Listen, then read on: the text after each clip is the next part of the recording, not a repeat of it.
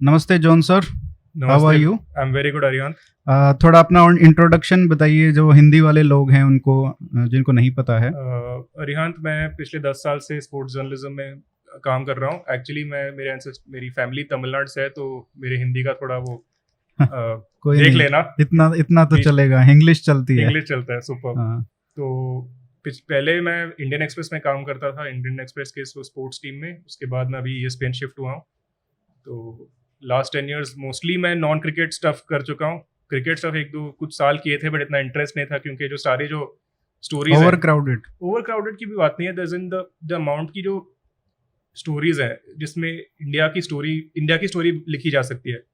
It comes in जो sports हैं जो इंडिया के कल्चर से माने जुड़े हुए हैं, जैसे रेसलिंग समझ लो, इसको थोड़ा अपना साइड, जैसे रेसलिंग समझ लो, बॉक्सिंग भी, जैसे बॉक्सिंग की भी हिस्ट्री अगर देखेंगे तो boxing was introduced by British to India in, I think जब ब्रिटिश लोग आए थे तो पहले कैलकाटा, बॉम्बे, चेन्नई में स्टार्ट हुआ था। और अब देखो तो हरियाणा ने डोमिनेट कर लिया वो भी। माने धीरे धीरे मैं इंडिया के इनसाइड चला गया।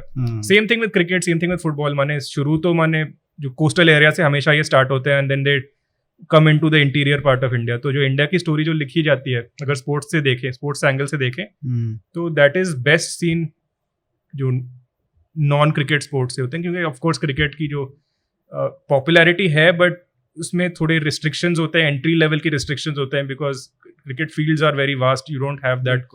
Your equipment is very expensive.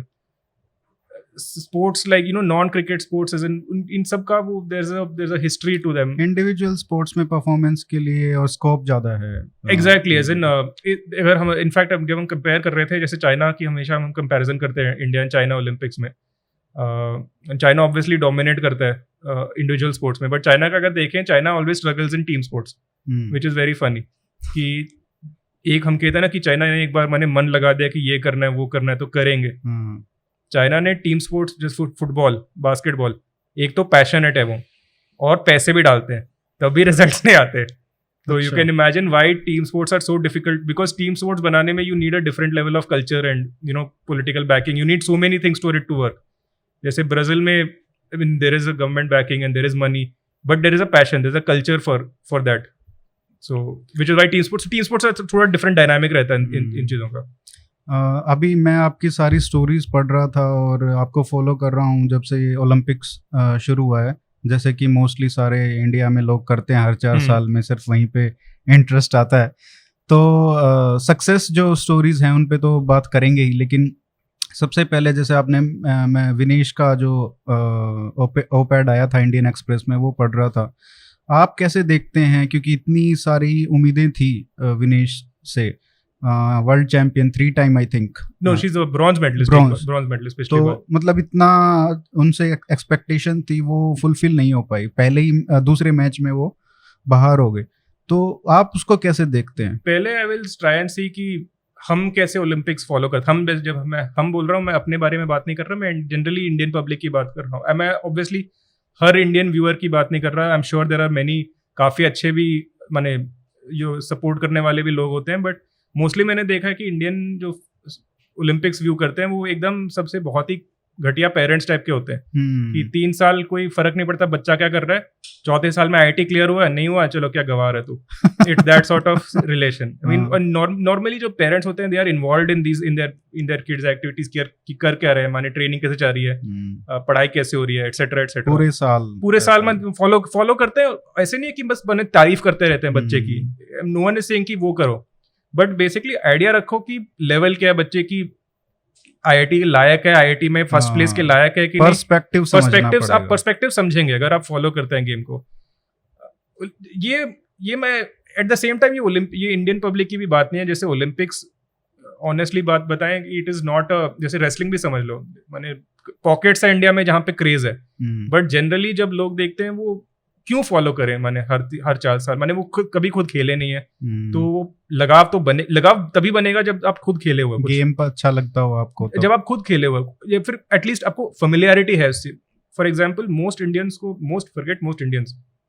Most world wide, अगर आपने मैं एग्जाम्पल देता हूँ, अगर आप बर्पीज मारते हो तो आपको आइडिया होता है कि कितना एग्जॉशन होता है बर्पीज मारने से।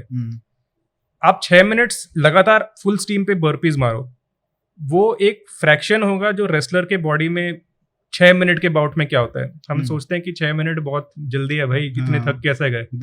देखने में तो वही है कि जो ओलंपिक लेवल के एथलीट बनने में ये जो 6 मिनट में इतना एग्जॉशन हो जाता है, आप चल नहीं पाते उसके बाद।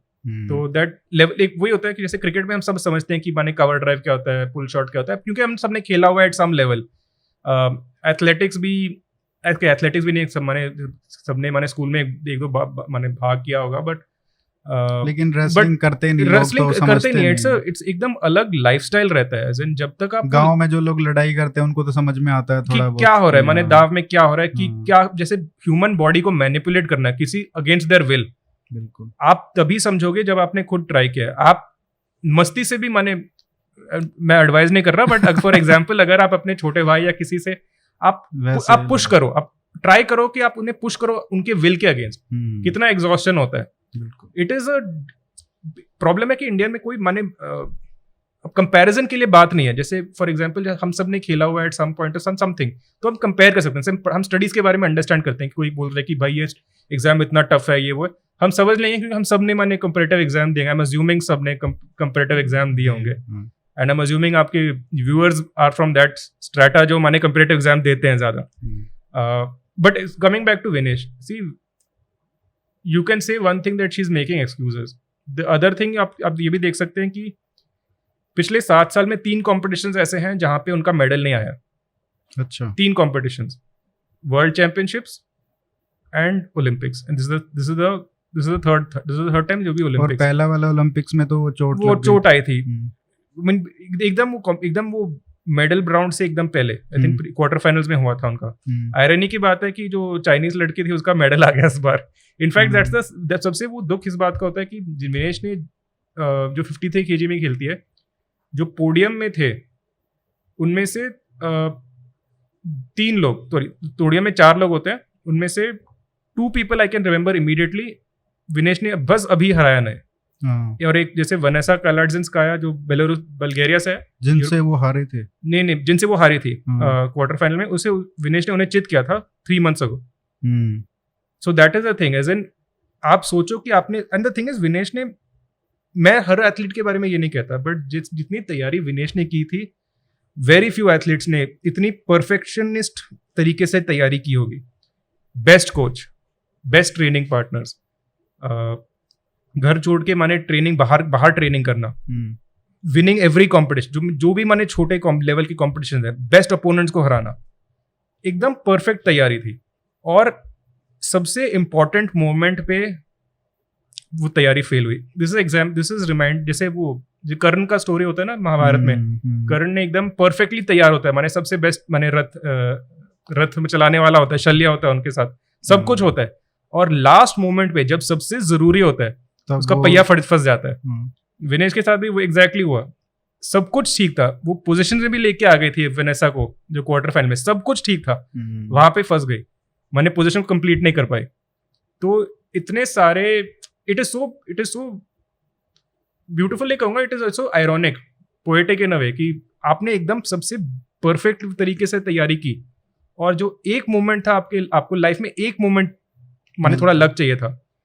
It could be the fact that उसका वो वेट कट नहीं हो रहा था। आई थिंक उसने वो अपने आर्टिकल में लिखा है कि she is having troubles with her weight cut जब से कोविड हुआ था।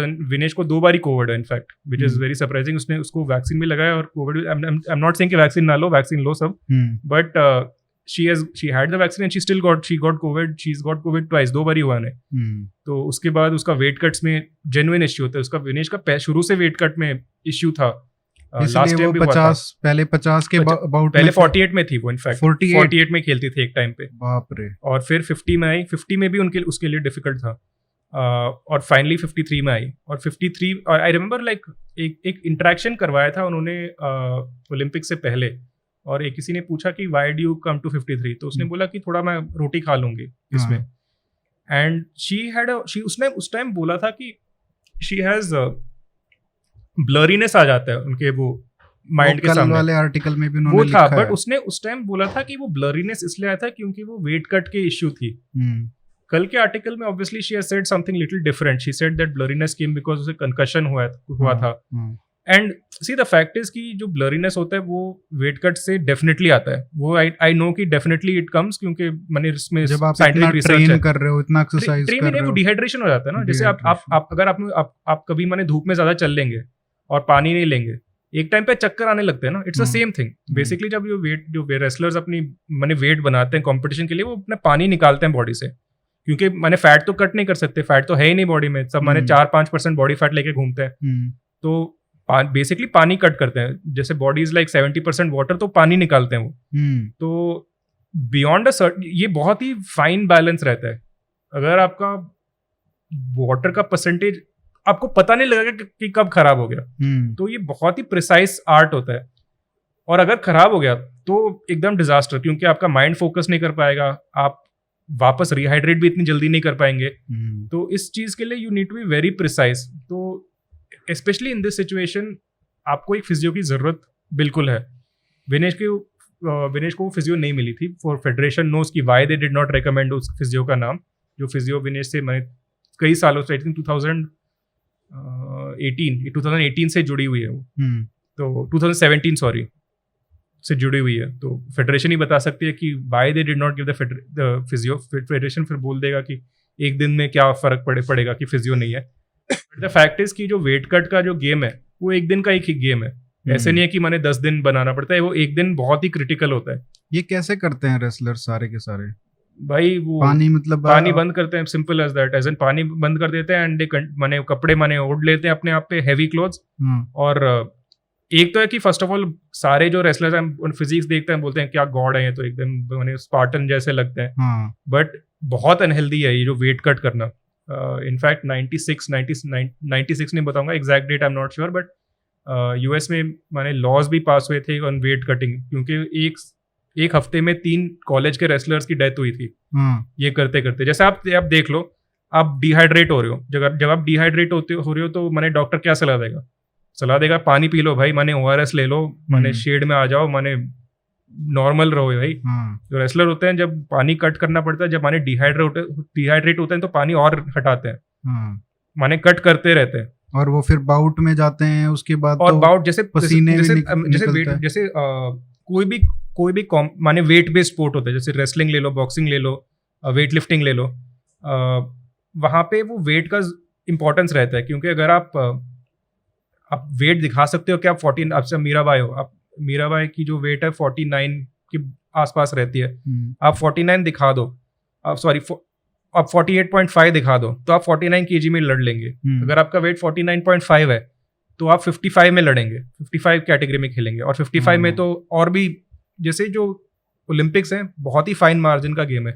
1% जो हम सोचते हैं ना, पेरेंट्स बोलते हैं कि आप माने 94 लेके आए, मैंने शर्मा जी का लड़का 95 लेके आया था, हम सोचते हैं क्या बात कर रहे हो मम्मी पापा, बट ओलंपिक्स में इसका फर्क पड़ता है, हर परसेंटेज एडवांटेज का फर्क पड़ता है। तो अगर आप 48.5 लेके आ सकते हो तो आप 49 kg में खेलोगे। अगर आप 1 किलो ज्यादा हो गए तो आपको माने ऊंचे वेट में खेलना पड़ेगा वहां पे। और भी वहां पे जो 55 के प्लेयर्स हैं वो तो 56 से 55 आते हैं, तो आप टेक्निकली आप 49.5 वर्सेस 56 प्लेयर रहेंगे आप। तो एवरीवन, ये माने गेम का पार्ट है ये। जैसे अगर आप लेकिन ये लोग करते क्यों नहीं कि भाई जैसे मान लो कोई 60 किलो का है, वो 57 के में लड़ना चाह रहा है, 57 किलो के वेट कैटेगरी में, तो वो 60 से कट करने की बजाय वो 65 में क्यों नहीं चला जाता? मैं वही कह रहा हूँ, जैसे अगर आप 65 आएंगे, जैसे जो 65 का लड़ेगा वो एक्चुअली 67-68 का होगा, वो कम करके आ रहे हैं। तो अगर आप 60 से अगेंस्ट 67 के प्लेयर के साथ लड़ेंगे तो ऑलमोस्ट 10% का डिफरेंस है। जो माने जो 6 किलो का फर्क है, ये हमारी मैंने मोटापा का माने फैट 6 किलो फैट की बात नहीं है, ये 6 किलो मसल एंड बोन का होता है। तो ये 6 किलो मसल कितना फर्क पड़ता है ये आप समझ ही नहीं सकते। तो ये गेम का पार्ट हो गया। जैसे द हेल्दी सोल्यूशन ऑब्वियसली है कि आप जैसे कुछ MMA फेडरेशन फ्रेंचाइज, जैसे 1 चैंपियनशिप हो गया, वहां पे कहते हैं कि आपका मिनिमम वाटर परसेंटेज होना है तभी वेट देते हैं। अच्छा। तो फॉर एग्जांपल जो सारे जो रेसलर्स 1 चैंपियनशिप में चलते हैं वो सीधे एक डिवीजन ऊपर खेल लेते हैं, क्योंकि वो वेट बना ही नहीं पाएंगे अगर वाटर पर का मिनिमम परसेंटेज होना चाहिए। जैसे ऋतु फोगाट है, वो 1 चैंपियनशिप, वो मैंने इंडिया के लिए खेल रही थी रेसलर, तो 48 में खेलती थी, अब सीधे 55 में खेल रही है वन चैंपियनशिप में MMA में, क्योंकि और ये हेल्दी ऑप्शन भी है। जैसे प्रॉब्लम होता है कि अगर आप किसी को जानते हो जिन्हें डिहाइड्रेशन हुआ है, डॉक्टर्स क्यों किसे रिस्की क्यों मानते हैं, बिकॉज सीधे किडनीज पे अफेक्ट होता है। जैसे अगर लगातार ये करते रहो, एक बार ही तो माने ठीक है आप बॉडी संभाल भी लेगी, बॉडी मिराक्युलस चीज़ है, अगर आप रिपीटेडली करते रहते हैं तो किडनी स्टार्ट फेलिंग। जैसे मैं खुद जानता हूँ,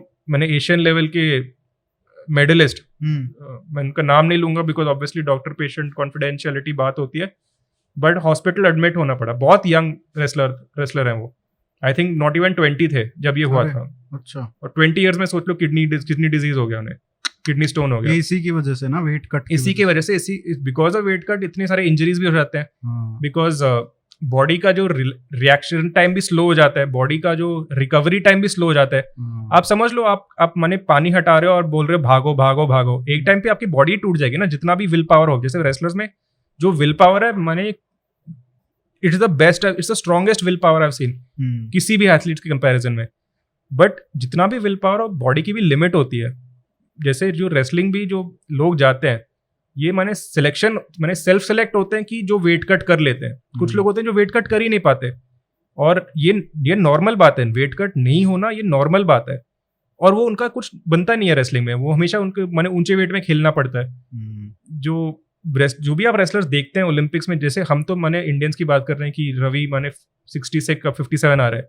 मैंने देखा है जैसे जो रशियंस होते हैं, क्योंकि रवि है वो माने काफी हार्ड वर्किंग है, उस टाइप से है, तो काफी शुरू से माने वो पेन टॉलरेंस हाई है।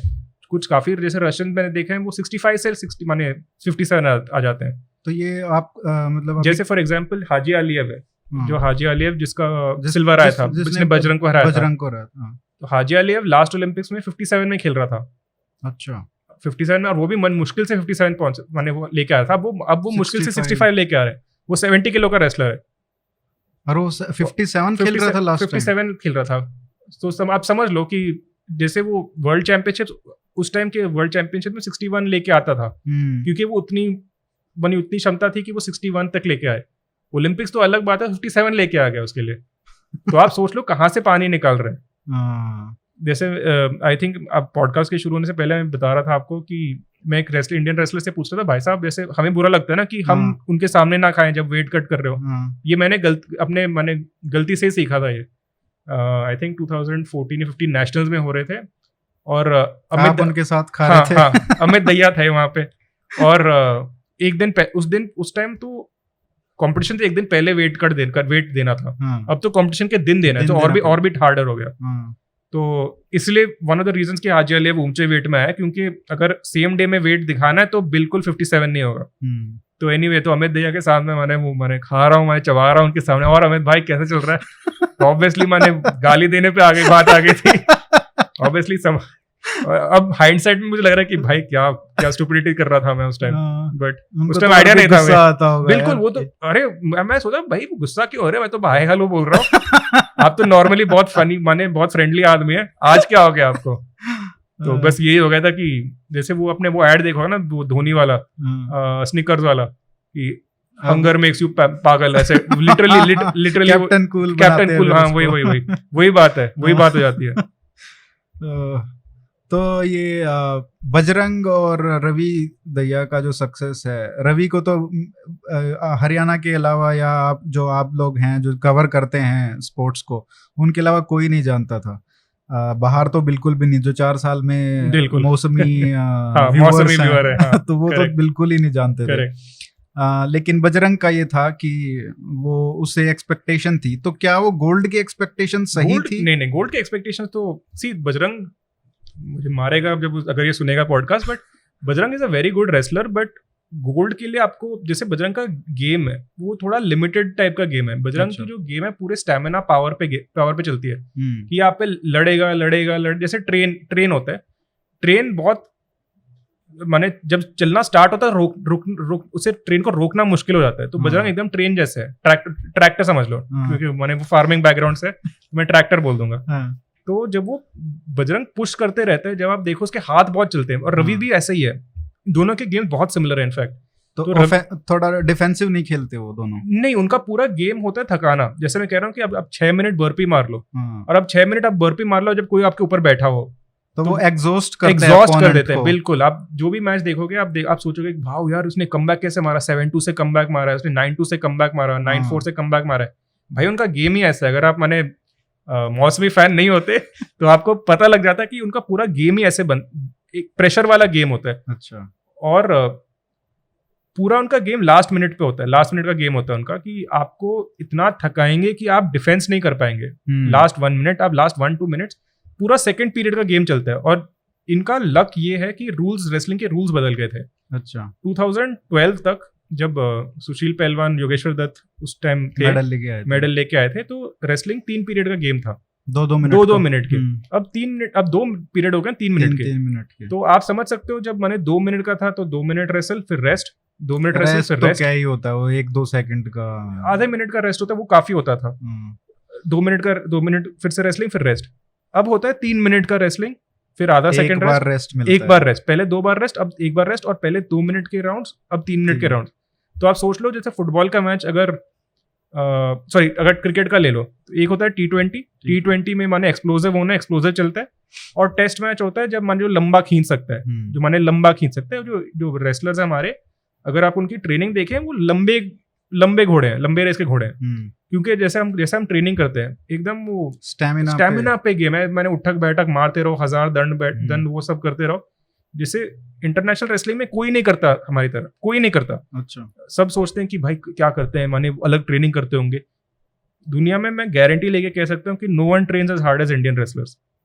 अमेरिकन शायद कर लेंगे, क्योंकि वो जब वो थोड़े पागल टाइप के अमेरिकन होते हैं वो कर लेंगे, बट इंडियंस जैसे मैंने रशियंस तो नहीं करेंगे। उनका स्टाइल ये नहीं है ये। आप इनफैक्ट मैं उनके जो रशियन का जो कोचिंग फिलोसफी ये रहता है कि आपको फन करना है मैच में। तो आप हमेशा देखेंगे जो रशियन रेसलर्स होते हैं, या फिर रशियन बैकग्राउंड के जो दागिस्तानी रेसलर्स होते हैं, वो बहुत क्रिएटिव टाइप के होते हैं, बहुत अलग एंगल्स निकालेंगे हमेशा। वो आप उसको साइड से लेंगे जैसे अगर आप ब्यूटी देख रहे हैं मैंने गेम के, तो रशियन से देखना चाहिए कि वो कैसे खेलते हैं। इंडियन रेसलर्स भी मानेंगे कि उनकी वो स्टाइल बहुत अलग होती है, बट वो उनका ये मानना है कि अगर आप हर दिन माने 70% एफर्ट लेके आएंगे तो आप माने साल के 365 डेज ट्रेनिंग कर पाएंगे। अगर आप हर दिन माने 110% एफर्ट लेके आएंगे तो आपको माने इंजरी तो होगी ही होगी। बिल्कुल। तो ये इतना हार्ड ट्रेन करने के बाद भी इतना स्टेमिना है, जो मतलब मेरे ख्याल से किसी और में नहीं है। फिर भी कहाँ टेक्निक में मार खा जाते हैं? टेक्निक में मार खा जाते हैं, माने गेम्समैनशिप में मार खा जाते हैं। जैसे दीपक के साथ क्या हुआ, ब्रॉन्ज मेडल माने 10 सेकंड दूर, लास्ट के 3 मिनट तो खेले ही नहीं वो। लास्ट के एग्जैक्टली जो स्मार्ट चीज होता कि अगर आप अटैक भी नहीं करना चाहेंगे, एक पॉइंट को बचा रहा था। एक पॉइंट तो एक टेक्निक का गेम है।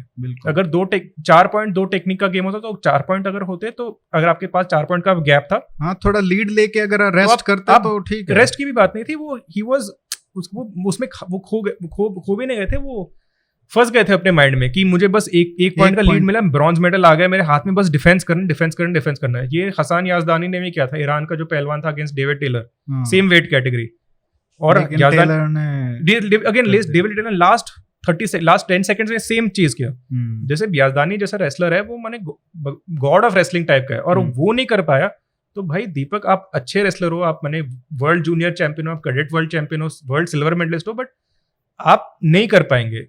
माने हमेशा एक पॉइंट का गेम तो नहीं कर सकते। एक मिस्टेक की बात है, और वही हो गया। और वो क्योंकि आखिरी में क्या होता है ना, जो बंदा हार रहा होता है वो पागल हो जाता है, वो एकदम अटैकिंग पे चला जाता है। ही नोस कि अगर ये 10 सेकंड मैंने खो दिया तो माने मैं खाली हाथ वापस आऊंगा, मेरे पास कुछ होगा नहीं। दीपक सोच रहा था मेडल आ गया, वो उसमें रह गया वो। दैट्स द थिंग, वही जो क्लेवरनेस में। ऑल्सो दूसरी बात है कि इंडियंस जैसे रेसलिंग का जो वेट डिविजन है, बिकॉज विमेन्स रेसलिंग को बढ़ा रहे हैं, तो मेंस फ्री स्टाइल रेसलिंग के वेट डिविजन कम कर रहे हैं। अच्छा। क्योंकि ग्रेको भी कराना है। ग्रेको तो इंडियंस खेलते नहीं है, क्योंकि ग्रेको मोस्टली यूरोपियन स्टाइल का रेसलिंग है कि ओनली अपर बॉडी होल्ड्स। अब जूडो की तरह समझ लो, जूडो की तरह, but okay not even judo, judo में लेग्स भी यूज कर सकते हैं। एकदम यूनिक टाइप का रेसलिंग है वो, यहाँ पे आप माने लेग्स को यूज नहीं कर सकते। ठीक। तो क्योंकि मोस्टली इंडियन की जो कुश्ती होती है वो पैरों अखाड़ों में बनी आती है, तो वहां पे तो लेग्स तो यूज ही होते हैं।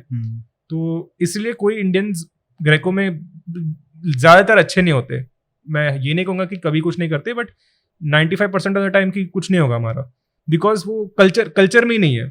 इट इज लाइक आप शुरू से आप 100 मीटर, जैसे आप जमैकन्स को बोल दो कि भाई अब से मैराथन लड़ेंगे हम, मैराथन खेलेंगे, नहीं करेंगे भाई, वो तो मैं 100 मीटर ही भागेंगे, स्प्रिंटर ही भागेंगे वो। तो इट्स सेम थिंग। तो बिकॉज जैसे रेसलिंग में 3 वेट कैटेगरीज यहाँ पे हमारा चांस रहता है, 57, 65, 74। उसके ऊपर नेचुरल बॉडी वेट नहीं रहता हमारा। 74 भी आप देख लो, बहुत आप आपकी बार कोई नहीं था? नहीं, 74 में था एक 86 में दीपक था। दीपक का जो वही, इवन दीपक का यहाँ आना बहुत माने आश्चर्य वाली बात है, क्योंकि 86 के इतने कंपटीशन ही नहीं है इंडिया में। अच्छा। तो 57, 65 यहाँ पे कंपटीशन बहुत तगड़ी है इंडिया में। तो इंडिया में जो 57, 65 जो भी निकलेगा वर्ल्ड क्लास निकलेगा। अच्छा। इंडिया में जो 74 और 86 और 97 तो छोड़ ही दो, वहां पे बस मैं जिनका शौक है वो आएंगे। जहाँ पे 97 में तो कंपटीशन है ही नहीं इंडिया में। 125 में तो आई थिंक लोग ही माने 3-4 होंगे इंडिया में जो माने 125 माने अच्छे माने हट्टे खट्टे होके आएंगे। माने फैट लेके आए जाएंगे लोग, बट माने जो रेसलिंग टाइप के लोग हैं वो बहुत रेयर है। तो इंडिया में अगर देखें तो we are only good in 3 weights, 57, 65 और 74। एंड 86 वो गलती से माने दीपक आ गया, जो माने उसकी क्रेडिट की बात है कि नॉर्मली कोई आता ही नहीं है। तो अगर कोई ऐसे दीपक जैसे आ गया उसकी भी तारीफ करनी चाहिए हमें। बट 57, 65 ये हमारे नेचुरल वेट्स है, यहाँ पे हम हमेशा स्ट्रांग रहेंगे हम। रवि दहिया की क्या स्टोरी है? क्योंकि आपने कहा कि वो 57 से 65 में जाएंगे, उनका 65 जाना माने अनिवार्य है, ऑप्शन ही नहीं, क्योंकि अनलेस वेरी वैसे मैं सुनने को आया कि रेसलिंग में भी वेट कैटेगरी चेंजेस होंगे। अच्छा। तो अगर 57 से 60 लेके आएंगे, अगर वो रेसलिंग कैटेगरी 60 बना दें तो रवि 60 में आएंगे, फिर 65 आने की जरूरत नहीं है। बट आपको सोचना चाहिए हर बारी जब रवि 57 लेके आते हैं उसकी बॉडी पे कितना डैमेज हो रहा है, क्योंकि नेचुरल बॉडी वेट है नहीं उसका नेचुरल बॉडी वेट 60, 61, 62 है। नेचुरल मीन्स लाइक अगर वो माने अपने आप को स्टार्व करे, माने भूखा रखे कुछ दिन के लिए, तो 61, 62 रहेगा। अच्छा। 57 लाने के लिए बहुत स्ट्रगल करना पड़ता है उसे, और जितना आप स्ट्रगल करेंगे आपका एनर्जी डिप्लीशन होता जाएगा, तो आपकी स्टैमिना मरती जाएगी। बॉडी की भी लिमिटेशंस होती हैं, इंजरीज भी ज्यादा आ जाएंगे। जैसे in one of the reasons I heard कि विनेश का जो इंजरी हुआ था लास्ट टाइम ओलंपिक्स में, बिकॉज उसका वेट कट इतना बैड था, जो आपका जो बॉडी का जो जॉइंट्स का रिकग्निशन होता है, जैसे मैं बोल दूंगा अपने आंखें बंद करो और अपना एल्बो जॉइंट 20% मूव करो, 20 डिग्रीज मूव कर लो, आप कर लेंगे, बिकॉज बॉडी समझ लेती है कि क्या माने जॉइंट्स की एंगल समझ लेती है वो। अगर आप डिहाइड्रेट होके करते हैं आपको समझ नहीं आएगी। तो अगर एक्शन डिले हो जाएगा, आपको पता भी नहीं होगा कि आपकी बॉडी डेंजर में है, आपको आइडिया भी नहीं रहेगा।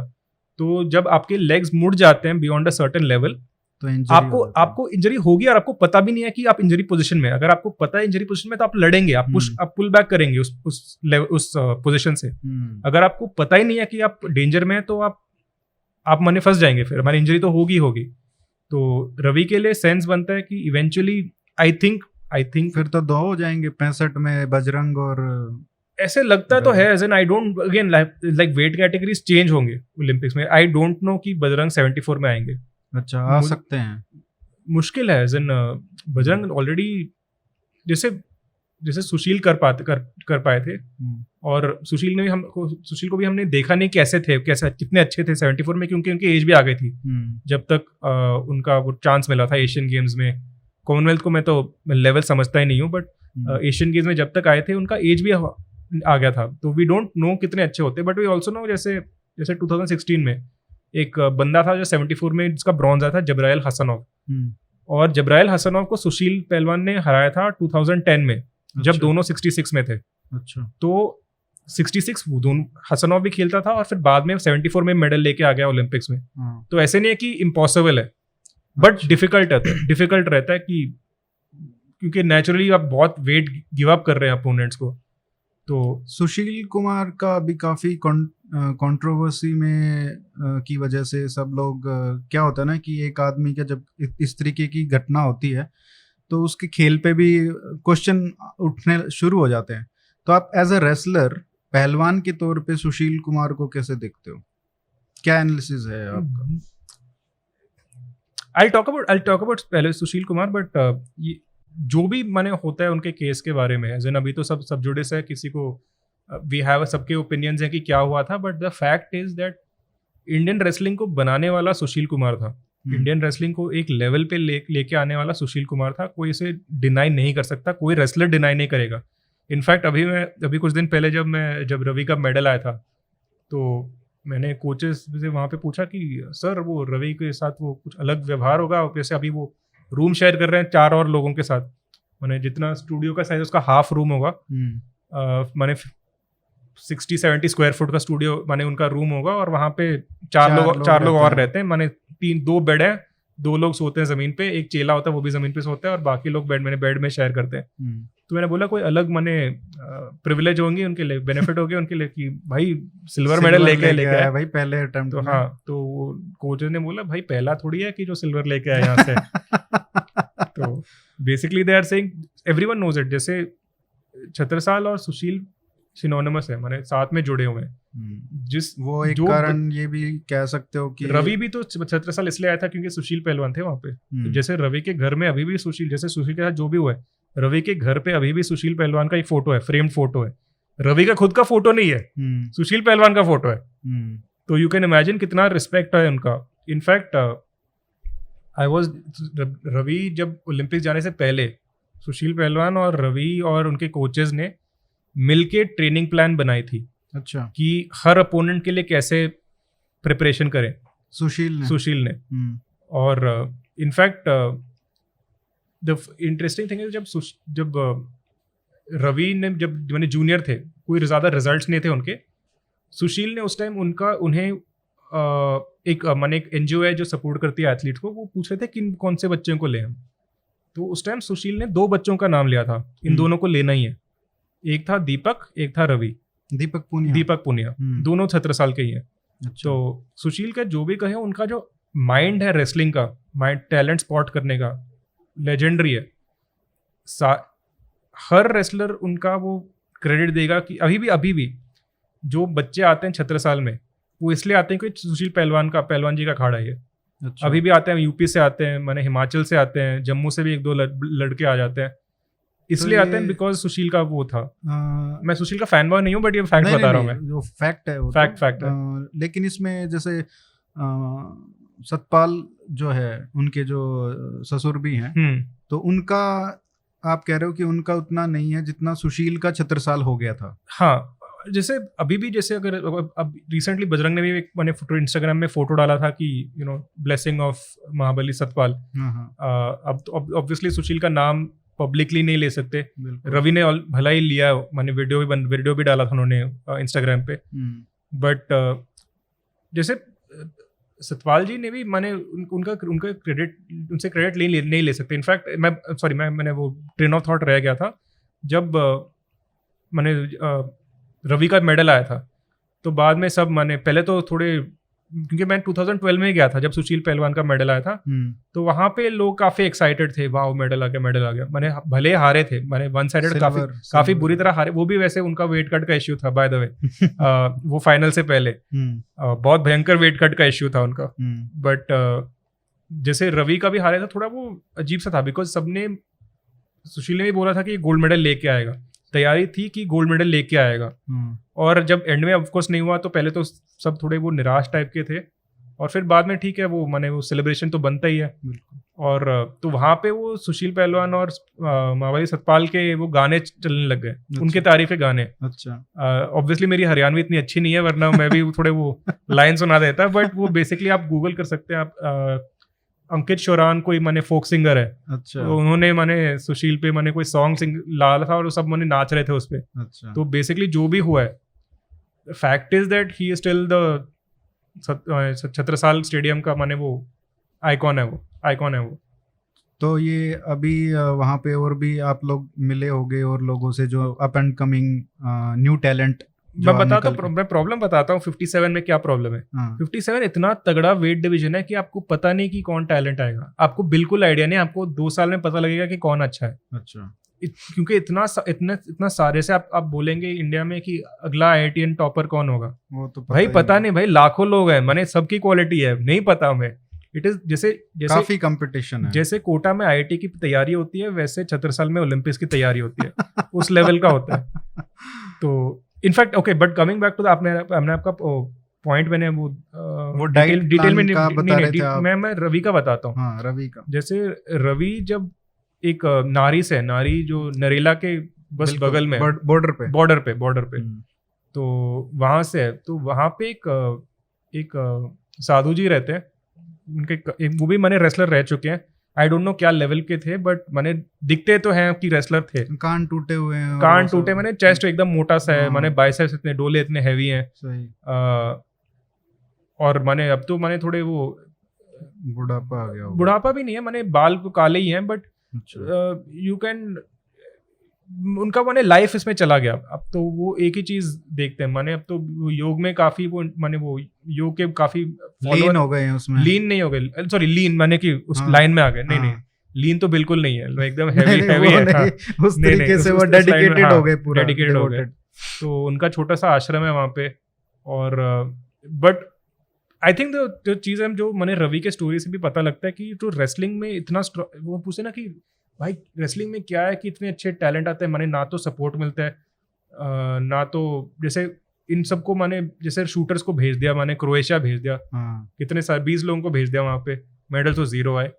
ये जो रवि दहिया और मैंने बजरंग अब तो मैंने बाहर ट्रेनिंग कर रहे हैं, बट जो उनकी तो बेसिक स्थापना हुई पहले तो यही मैंने 4 लोग, मैंने 5 लोग एक रूम में रहते हैं, उस लेवल के मैंने वैसे क्यों नहीं होता। तो पूरा कल्चर का गेम है। अच्छा। जैसे जो हरियाणा उस बेल्ट में जो रेसलिंग जो कल्चर है, वो मैंने वो दंगल का जो जुड़ा हुआ है, मैंने एकदम नेचुरल एकदम जुड़ा हुआ है लोगों से। अच्छा। और ऐसे नहीं है कि जैसे बाकी स्पोर्ट्स वैसे वो मैंने वो कपड़ा होता है कि आप पहन लो उठा निकाल दो, ये उनके मैंने वो नस में मैंने है। तो ये आप बाई नहीं कर सकते। जैसे अगर सब बोलते हैं ना कि मैंने पैसे डाल दूं मैंने मेडल आएंगे, सरकार क्या करे कि ऐसे बढ़ावा मिल जाए, नहीं वो नहीं होगा। ये कल्चर और सरकार बहुत दूर दूर की बात है, उनका कोई लेना देना नहीं है। इट डजेंट मैटर कि कौन सरकार आई, ये कल्चर है सब में। नारी की बात कर रहा हूँ। जो पूरा जो बेल्ट है, ये जो सोनीपत का बेल्ट है, झज्जर का बेल्ट है, इवन बगपत आप लेके जाए वहां से भी आपको दिख जाएगा ये। जब लोग कहते हैं ना कि पैसे डाल दो मैंने रिजल्ट्स आएंगे, भाई अगर पैसे से रिजल्ट्स आते तो सारे जो गल्फ की कंट्रीज हैं वो सबसे मैंने सऊदी अरेबिया के मैंने ओलंपिक के टॉप में होता। नहीं है कोई एक रीजन है, बिकॉज कल्चर होता है एक चीज का। जैसे जो गल्फ कंट्रीज हैं वो जैसे दुबई हो गया, वो शॉटगन में काफी स्ट्रांग है, क्योंकि उनके जो रॉयल्स हैं उनका वो कल्चर है कि इस लाइन में आना।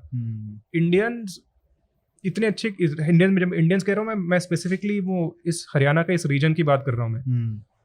और जगह से तो कम ही आते हैं। मैंने महाराष्ट्र से थे, बट महाराष्ट्र की प्रॉब्लम ये है कि बहुत छोटे छोटे पॉकेट्स में। तो कोल्हापुर में मैंने एक क्रेज है, कुछ जगह में क्रेज है, पुणे में 1-2 अखाड़े हैं, बट हरियाणा में आप देखो हर गांव में मैंने अखाड़ा है। जैसे क्रिकेट में इतना, बॉम्बे क्रिकेट में इतना स्ट्रांग कैसे हो गया, क्योंकि हर गली में माने क्रिकेट खेलते हैं। सेम चीज वो है। जैसे दागिस्तान में रेसलर्स, जैसे हम कहते हैं रशियंस बहुत अच्छे हैं रेसलिंग में, रशियंस अच्छे नहीं है, दागिस्तानी अच्छे हैं। दागिस्तान रशिया का हरियाणा निकल गया। अच्छा। क्योंकि उनकी मेंटालिटी भी काफी सेम है, माने बहुत ही पुराने टाइप के वैल्यूज हैं, बहुत ही रिलीजियस लोग हैं दोनों हरियाणा और दागिस्तान में। इनफैक्ट रेसलिंग की भी ये बात है कि आप जो भी देखेंगे, जो भी मैंने लोग होते हैं जो लाइन में जाते हैं, क्योंकि इतना टफ गेम है, आपको थोड़ा रिलीजियस होना ही पड़ता है इस लाइन में आने के लिए, वरना आप आएंगे ही नहीं इस लाइन में। सही बात है। तो दैट इज द थिंग, ये कॉमनैलिटी है।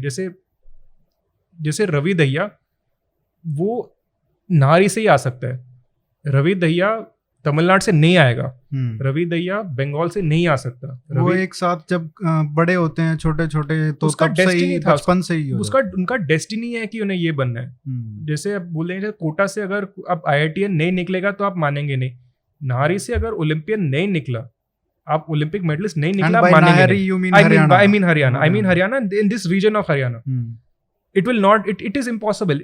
आना ही है उन्हें, it is it is impossible, इतने सारे लोग इस लाइन में जा रहे हैं. एक वो स्टालिन का एक लाइन है कि quantity has its own quality. तो वही बात है कि इतने सारे लोग माने इसी लाइन पे आ रहे हैं, इतने पैशनेट है. क्यों इसने पैशनेट है? क्योंकि उनके फादर पैशनेट थे. उनके फादर पैशनेट क्यों थे? उनके फादर पैशनेट थे. और that's why I said the reason. Okay, going back to why Bajrang is, जैसे रवि का जो रेसलिंग फॉलो करते हैं वो जानते थे कि रवि डार्क हॉर्स है, कि सब माने बजरंग पे देख रहे हैं but Ravi is the main guy. तो ऑफ कोर्स मेरा ये अलग से मेरा लाइन है कि जैसे बजरंग का नाम माने रेसलिंग से माने सिनोनिमस है. जैसे अगर बजरंग जैसे हनुमान जी है, अगर वो रेसलिंग में नहीं होंगे तो कहाँ पे होंगे? तो मेरा वो थियरी है कि क्योंकि उनका नाम ही माने रेसलिंग से जुड़ा हुआ है कि आप उन्हें हटा नहीं सकते इस लाइन से. तो that is my theory. Plus Bajrang social media में काफ़ी एक्टिव है, काफ़ी आउटस्पोकन है. तो that is a thing, as in out of sight out of mind. जैसे रवि दहिया का भी अभी इंस्टाग्राम है, बट वो उसने अब तक उसने कुछ पोस्ट नहीं डाला. उसके सारे जो पोस्ट हैं उसकी एक मैनेजमेंट कंपनी है जो डालती है उसके लिए. अच्छा. उसे जीरो इंटरेस्ट है इन चीज़ों में. उसे जीरो इंटरेस्ट है रेसलिंग के अलावा में कोई इंटरेस्ट नहीं है. ये और रवि बहुत सिमिलर है नीरज से इन जैसे वो कैसे देखते हैं अपने गेम को. नीरज को भी आपने मेरे ख्याल से 2015-16 से आप फॉलो कर रहे हो और लिख रहे हो उनके बारे में. बिल्कुल. और अभी तो जानने लगे हैं पूरे देश में. हरियाणा में तो खैर लोग जानते थे कि नीरज चोपड़ा भाई सेंसेशन है. उनकी स्टोरी को कैसे देखते हैं? उनके क्या स्ट्रगल रहा, उनका क्या? उनका वो अजीब बात है. जैसे वहां पे जैसे रवि का कह सकते हैं उनका डेस्टिनी था कि इसमें लाइन में आना ही है. चोपड़ा का तो नहीं था. चोपड़ा का नहीं था. उनके फादर फार्मर्स हैं. उनके अंकल वैसे जो भीम चोपड़ा है वो काफी वो एथलेटिक्स के समर्थक है. अच्छा. काफी सपोर्ट करते हैं. मैं अभी भी देखता हूँ. जैसे नीरज का ही नहीं, जो माने उस रीजन के जो भी छोटे छोटे एथलीट्स हैं, माने स्टेट में आ रहे हैं, माने कंपटीशन के ला रहे हैं, माने अंकल माने भीम अंकल उन्हें, भीम चोपड़ा सर उन्हें लेके आएंगे. सॉरी, क्योंकि आप इतनी बार मिलते हो तो वो निकल जाता है. कोई नहीं. तो वो उन्हें लेके आते हैं. तो उनका काफी वो हेल्प रहता है इन चीजों में. नीरज का माने जैवलिन का कोई संबंध नहीं है. जैसे इंडिया में 2010 तक जैवलिन का मेडल नहीं था कॉमनवेल्थ गेम्स में. फॉरगेट एशियन लेवल या फिर वर्ल्ड लेवल, कॉमनवेल्थ गेम्स में माने लेवल नहीं थी हमारी. और वहां पे भी जब मेडल आया था वो 70 कुछ थ्रो था. अच्छा. 70 मीटर कुछ थ्रो था. वहां पे ब्रॉन्ज आ गया था. हम बहुत खुश हो गए थे उस टाइम. मुझे वेगली याद है कि मैं जर्नलिज्म में था नहीं उस टाइम, बट मुझे याद है कि ऐसे माने पागल कि क्या मेडल आ गया, जैवलिन एथलेटिक्स का मेडल आ गया, क्या बात है. तो नीरज का जैवलिन में आना थोड़ी वो क्रेजी बात है कि कैसा है. तो मेरी जब बात हुई थी लॉन्ग टाइम बैक, तो मैंने पूछा नीरज भाई आप जैवलिन में कैसा है? तो वही कहानी तो अब सब जानते हैं कि मोने थोड़े मोटे थे. हरियाणा में आप जानते हैं कि बच्चे क्या खाते हैं, माने दूध दही खाते रहते हैं वो. और उनके फैमिली माने फार्मिंग फैमिली कहते हैं, बट माने पुअर फार्मिंग फैमिली नहीं थे. आप अभी देखेंगे जो भी माने रेसलर्स होते हैं फिर एकदम गरीब परिवार से, माने गरीब परिवार होंगे. जैसे हम सिटीज में रहते हैं तो हम गरीबी नहीं जानते. जो फार्मिंग लोग के जो गरीबी है अलग तरीके के, माने पैसे नहीं होंगे बट माने खाने पीने का रहेगा. तो नीरज ऑल्सो ऐसे टाइप के थे. उनकी फैमिली पुअर नहीं थी. माने जो गाँव खांडरा है वो गाँव वेल टू डू गाँव है. माने फार्मिंग काफी अच्छा चलता है. माने दाल है वहाँ पे, पानीपत के पास है, तो माने रोड्स ठीक है वहाँ पे. तो नीरज का जो प्रॉब्लम था वो ओवरवेट था. तो ओवरवेट था तो भाई थोड़ा वेट लॉस कर लो. वहाँ पे हरियाणा में तो फिटनेस का तो है ही. ऐसे नहीं है कि जैसे हम बाहर सोचते ना कि फिटनेस फर्स्ट करने में माने जिम ज्वाइन करना है. जिम का नहीं है, वो नहीं है. माने भाई तू यंग लड़का है तो मोटा नहीं कैसे हो सकता है? खेल कूद थोड़ा खेल ले. तो उन्हें वो माने पानीपत की जो स्टेडियम है वो ग्राउंड है, वहाँ पे छोड़ दिया अंकल ने, भीम सर ने. तो वहाँ पे नीरज ने स्टार्ट किया. वहाँ पे लोग जैवलिन कर रहे थे. अच्छा. तो वहाँ पे ये एकदम वो लक की बात है. जैसे कुछ चीज़ होती है ना जो डेस्टिनी होती है, और कुछ चीज़ होते हैं जो एकदम लक की बात होती है. कि अगर नीरज ने खुद बोला कि अगर वो लोग मैंने भाग रहे होते, माने 400 मीटर्स कर रहे होते, मैं भी 400 मीटर्स कर रहा होता अभी.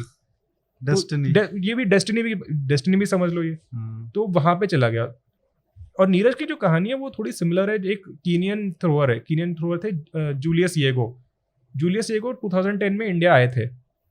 वहाँ पे उन्होंने 70 कुछ कहीं फिनिश नहीं हुए थे, बट वो भी यंग थे. जूलियस येगो ने वहाँ कीनिया में तो मैंने लॉन्ग डिस्टेंस रनिंग का क्रेज है. जैसे इंडिया में मैंने रेसलिंग का क्रेज है, वहाँ पे मैंने लॉन्ग डिस्टेंस रनिंग का क्रेज है. मैंने कीनिया तो है ही अच्छे. मैंने टॉप 300 वर्ल्ड में मैंने 150 तो कीनियंस के होंगे. ठीक. तो जूलियस ईगो ने बोला नहीं मुझे जैवलिन करना है। हाँ, भाई तू कीनिया से है, मसल की बात होती है, वो अलग गेम होता है, तुम्हारा नहीं होगा। हाँ, और बाय द वे कोच भी नहीं हमारे पास, तो क्या कहाँ से सीखेगा? तो हाँ। जूलियस ईगो ने यूट्यूब से सीखा। अच्छा, तो वहां से सीख के मैंने रियो में सिल्वर मेडल लेके आ गया वो। तो एकदम वो भी अलग टाइप का पागल स्टोरी है। हाँ, बट नीरज ने भी जब स्टार्टिंग की थी तो उसके 2-3 कोच नहीं थे बट सीनियर्स थे जो एक जयवीर सर थे, एक कोई और, एक नाम दूसरे का नाम याद नहीं आ रहा, तो माफी मांगूंगा उनसे अगर वो कभी सुनेंगे। बट वो इन चीज़ों में मैंने वो, क्योंकि वो बताते हैं कि ये मत करो वो मत करो, क्योंकि जैवलिन जो थ्रो है वो थोड़ा अनयूजुअल टाइप का है। हर नॉर्मली जो एथलेटिक्स होता है, जब आप भाग रहे होते हैं तो आप अचानक से रुकते नहीं है। जैसे लॉन्ग जंप भी हो गया, आप रन कर रहे हैं फिर जंप मारते हैं, अगर रुक भी जाते हैं तो जंप में ट्रांसफर करते हैं। बिल्कुल। जैवलिन थ्रो एक मात्र इवेंट है जहाँ पे आप लाइन से पहले रुकना पड़ता है। आप फुल स्पीड भाग रहे हो तो फिर अचानक से रुकना पड़ता है, और कोई भी इवेंट नहीं है जो इतना अननेचुरल है। बिल्कुल। तो ये माने इंजरी प्रोन काफी इवेंट है। तो एक बार मुझे याद है कि उनके जो पहले जैसे 2016 में 15 एंड और 16 में उनका नाम आने लगा कि भाई ये थोड़ा अनयूजुअल टाइप का लड़का है, माने रिजल्ट्स अच्छा आ रहे हैं, एज भी है हाथ में, और मैंने भयंकर थ्रो नहीं मार रहा बट अच्छे लेवल के मार रहा है, तो कौन है ये लड़का? तो फेडरेशन ने बोला भाई कोई ऑस्ट्रेलियन लेके आ जाएंगे, और गैरी कैल्वर्ट लेके आए थे। गैरी कैल्वर्ट ने बहुत अच्छे कोच थे, चाइना की टीम को कोचिंग किया था। तो वो आ गए, वो एकदम चौंक गए। उन्होंने मुझे ये उदाहरण दिया था कि जैसे आप इंडिया के कोई सड़क में चले जाओ, मैंने क्रॉस कर लो, आंख बंद करके क्रॉस कर लो, आपको गाड़ी ना लगे, ये माने मिरेकल के समान है। नीरज का भी वही बात था कि उसने आंख बंद करके सड़क क्रॉस की थी, बिना ट्रेनिंग के, कोई फॉर्मल कोच किसी के साथ नहीं, और कोई इंजरी नहीं हुई थी उन्हें। अच्छा। जैवलिन अभी रिसेंटली हुए थे वो, तो मैंने आखिर में गाड़ी लगनी होती है, मैंने आप कितना देर आंख बंद करेंगे, बट लगनी होती है। जैवलिन जैसे आपकी बॉडी बनी नहीं है, आप इतने जोर से किसी चीज को फेंकोगे, बॉडी की भी एक लिमिट होती है, बॉडी की भी टेंडन्स और मसल्स की लिमिट होती है, जितना भी आपका विल पावर हो, कुछ चीजें बॉडी की फंक्शनल लिमिट्स रहती हैं। दिन के ऊपर भी होता है ना कि नीरज का वो नहीं था, नीरज का जनरल था, जैसे जो एल्बो, जैसे वो जैवलिन कैसे में जो फेंकते हैं, ये पावर का गेम नहीं है, ये टेक्निक का गेम है, और ये फ्लेक्सिबिलिटी का गेम है। जैसे आप धनुष समझ लो, सॉरी जैसे उंगली ले लो, ये उंगली जैसे समझ लो, आप उंगली को फ्लिक कर लो, एक स्पीड से आएगी, फिर आप ऐसे करके फ्लिक करो, अचानक से ज्यादा तेज स्पीड आ गई। बेसिकली जैवलिन का यही सिस्टम है। ये जो मैं पुल कर रहा हूँ, ये सारी जो एनर्जी स्टोर हो रही है, जो मैं खींच रहा हूँ, ये सारी एनर्जी स्टोर हो रही है मेरे लिगामेंट्स और मेरे मसल फाइबर्स और सब जो कनेक्टिव टिश्यू में मैंने स्टोर हो रही है। तो ये बो बन गई, धनुष बन गई है, और जब रिलीज हो गया जैसे तीर उड़ गया, वही बात होती है। तो जितना आप माने वेट डालेंगे, जितना तो माने पावर आता जाएगा, but beyond a certain thing मेरे जो लिगामेंट्स की भी माने स्ट्रेंथ होती है, आप प्रोजेक्टाइल भी है, फिजिक्स ही हो गई है। बट जब आप जो लिगामेंट्स जो मेरे बोन्स के बीच में है, उसमें भी एक लिमिट होती है। मैं तो माने 100 किलो पीछे डालूं तो हाथ ही टूट जाएगा, which is what happened to Neeraj. जितना वो आप लोड डालते रहेंगे, अगर आपकी बॉडी रेडी नहीं है, सबकी लिमिट होती है, सिंपल सी बात है, कुछ लोगों की लिमिट ज्यादा होती है, कुछ लोगों की लिमिट कम होती है। नीरज की लिमिट ज्यादा थी, इसलिए 3 साल लगे टूटने में। अच्छा काम ओलंपिक्स में क्या हुआ कि पहले जो 2 थ्रो थे, उसने उसमें ही पूरा जोर लगा दिया, क्योंकि उसके बाद आप देखो तो थ्रो उसने अच्छे नहीं थे। वो कॉम्बिनेशन वाली बात है। जैसे वेटर, जैसे मेरी भी उनकी कोच से बात हुई थी कुछ 1-2 दिन पहले। अच्छा। वेटर की कोच नहीं, जो माने नीरज के जो कोच हैं, जर्मन कोच हैं, डॉक्टर क्लॉज। तो उन्होंने बताया था कि वेटर का जो फर्स्ट डे में जो माने क्वालिफिकेशन में फेल होना बहुत हेल्पफुल था, क्योंकि अगर वेटर आए सीधे 95 मीटर फेंक दिया, सबको पता है कंपटीशन खत्म है, क्यों माने एफर्ट टेंशन क्यों लें, तो अगर आप पुश ही नहीं करेंगे तो फिर माने सेकंड सिल्वर ब्रॉन्ज के लड़ लो, फिर गोल्ड तो लेके जाएगा ये। तो क्योंकि वो उसने स्ट्रगल किया पहले दिन में, और उसने इसलिए स्ट्रगल किया क्योंकि नीरज का पहला थ्रो था उस दिन का, सेकंड थ्रो था एक्चुअली। नीरज ने तो पहले थ्रो में क्वालिफिकेशन कर ली, तो वेटर पे थोड़ा प्रेशर आ गया। वेटर ने बोला मैं तो 100 मारूंगा ओलंपिक्स में, मैंने उससे 80 क्रॉस नहीं हो रही थी वहां पे। तो लास्ट में फुल एफर्ट मार के उसका 85 हुआ, बट तब तक सबको पता था कि गेम बदल गया ये, यहाँ पे उसकी टेक्निक इतनी चल नहीं रही। ऑल्सो दूसरी बात है कि जो वेटर की जो टेक्निक है वो थोड़ी हॉट क्लाइमेट्स में इतनी अच्छी नहीं है, और विंडी क्लाइमेट्स में इतनी अच्छी नहीं है, और ऑल्सो जो फ्लोर जो है, जो ट्रैक है, अगर थोड़ी स्लिपरी हो उसके लिए अच्छी नहीं है। जैसे वेटर का जो जैसे फ्रंट फुट होता है क्रिकेट की, मैं दूसरा एग्जांपल दूंगा, क्रिकेट और फास्ट बॉलिंग और जैवलिन थ्रो काफ़ी सिमिलर है। अगर आपने मिचेल जॉनसन और शोएब अख्तर को देखा, उनका बहुत सिमिलर टेक्निक है जैवलिन थ्रो के लिए। अच्छा। इसलिए मैंने एक बार पूछा भी था नीरज से, नीरज भाई आप कभी मैंने क्रिकेट की सोच रहे हैं? तो जानते ही नहीं। नहीं वो जानते थे पर वो भट्टा डालता है वही प्रॉब्लम वही है। तो मैंने उससे पूछा कि आपने कभी ट्राई किया कि आपकी, इसलिए भाई साहब मैंने ट्राई किया, हाँ मैं तो भट्टा डालता हूँ। वही था ना, जैसे शोएब अख्तर भी तो भट्टा डालते थे, तो नीरज का भी वही प्रॉब्लम था। तो जैसे गोइंग बैक टू, जैसे वेटर का जो फ्रंट फुट है वो बहुत ही फ्लैट रहता है, और क्योंकि उसका इतना फ्लैट है तो एक तो उसका वो धनुष लंबा हो जाता है। मैं धनुष की फिर से एग्जांपल दे रहा हूँ, मतलब हाथ स्ट्रेच हो जाता है। बट दूसरी बात होती है कि अगर लेग बहुत ज्यादा फ्लैट हो, अगर फ्लोर स्लिपरी हो, तो आपका बैलेंस नहीं बनेगा, स्टेबिलिटी नहीं बनेगी। ओलंपिक्स में ये हो गया। जैसे बाकी फिर बाद में दूसरे दो एथलीट्स ने बोला कि मैंने फ्लोर खराब थी, ये था वो था। भाई रहने दे, आपका मेडल नहीं है इसलिए आप दुखी हो रहे हैं, मेडल आ गया हमारा, हम तो कुछ नहीं बोलेंगे, हम तो खुश है। तो वही बात थी। बट वेरी ऑनेस्टली नीरज का मैंने सोचा था कि उसका पोडियम आएगा। मैंने जैसे रवि का तो मुझे पता था उसका आएगा, मेडल तो आएगा। बजरंग का मैं गेस कर रहा था रेसलिंग में 2 मेडल आएंगे।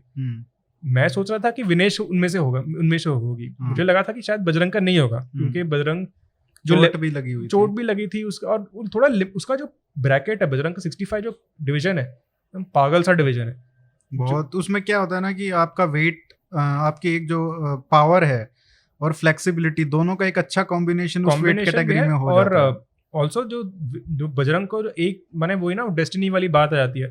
बजरंग का ड्रॉ एकदम परफेक्ट मिला उन्हें, इससे अच्छा ड्रॉ पता नहीं कितने माने नारियल तोड़े होंगे। विनेश का अच्छा नहीं भी था, विनेश का मैंने टफ था, पर मुझे लगा कि विनेश एक रेसलर है जो जिसको ड्रॉ का फर्क नहीं पड़ता।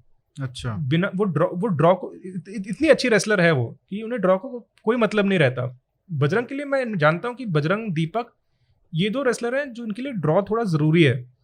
रवि के लिए ऑफ कोर्स ड्रॉ की इतनी वैल्यू नहीं रखती, बजरंग के लिए थोड़ा रखता है। जैसे अगर बजरंग दूसरे ब्रैकेट में आ जाता, दूसरे ब्रैकेट में कौन थे, ओटोगुरो था, राशिदोव था, मुसुकाएव था, और माने अर्मीनिया का एक रेसलर है, माने उनमें से कोई भी माने गोल्ड ले सकता था। राशिदोव तो सेमीफाइनल में हार गया ओटोगुरो से, मुसुकाएव हार गया था क्या कहते हैं उस क्वार्टर फाइनल में ओटोगुरो से। ओटोगुरो ने तो शायद 2 बार हराया भी है बजरंग। हाँ, और ओटोगुरो का जैसे बजरंग का जो गेम है वो फन है देखने में, क्योंकि कोई माने चढ़ जाता है, कोई बंदा कमबैक मार के चढ़ जाता है किसी के ऊपर, वो गेम बहुत फन होता है देखने में, और बजरंग वो करता है। तो बजरंग बहुत फिल्मी टाइप का रेसलर है, माने वो जो कमबैक मार के, रॉकी टाइप के, जो डाउन है फिर वो कमबैक करके जीतता है। उससे तो वो उसमें भी रवि दहिया ने तो वो कहता है हरियाणा में चाड़ा पाड़ दिया। हाँ। तो लड़ गाड़ दी, मतलब 2-9 से पीछे होते हुए और फिर एकदम मुझे वहां पे हल्का सा टेंशन आ गया, क्योंकि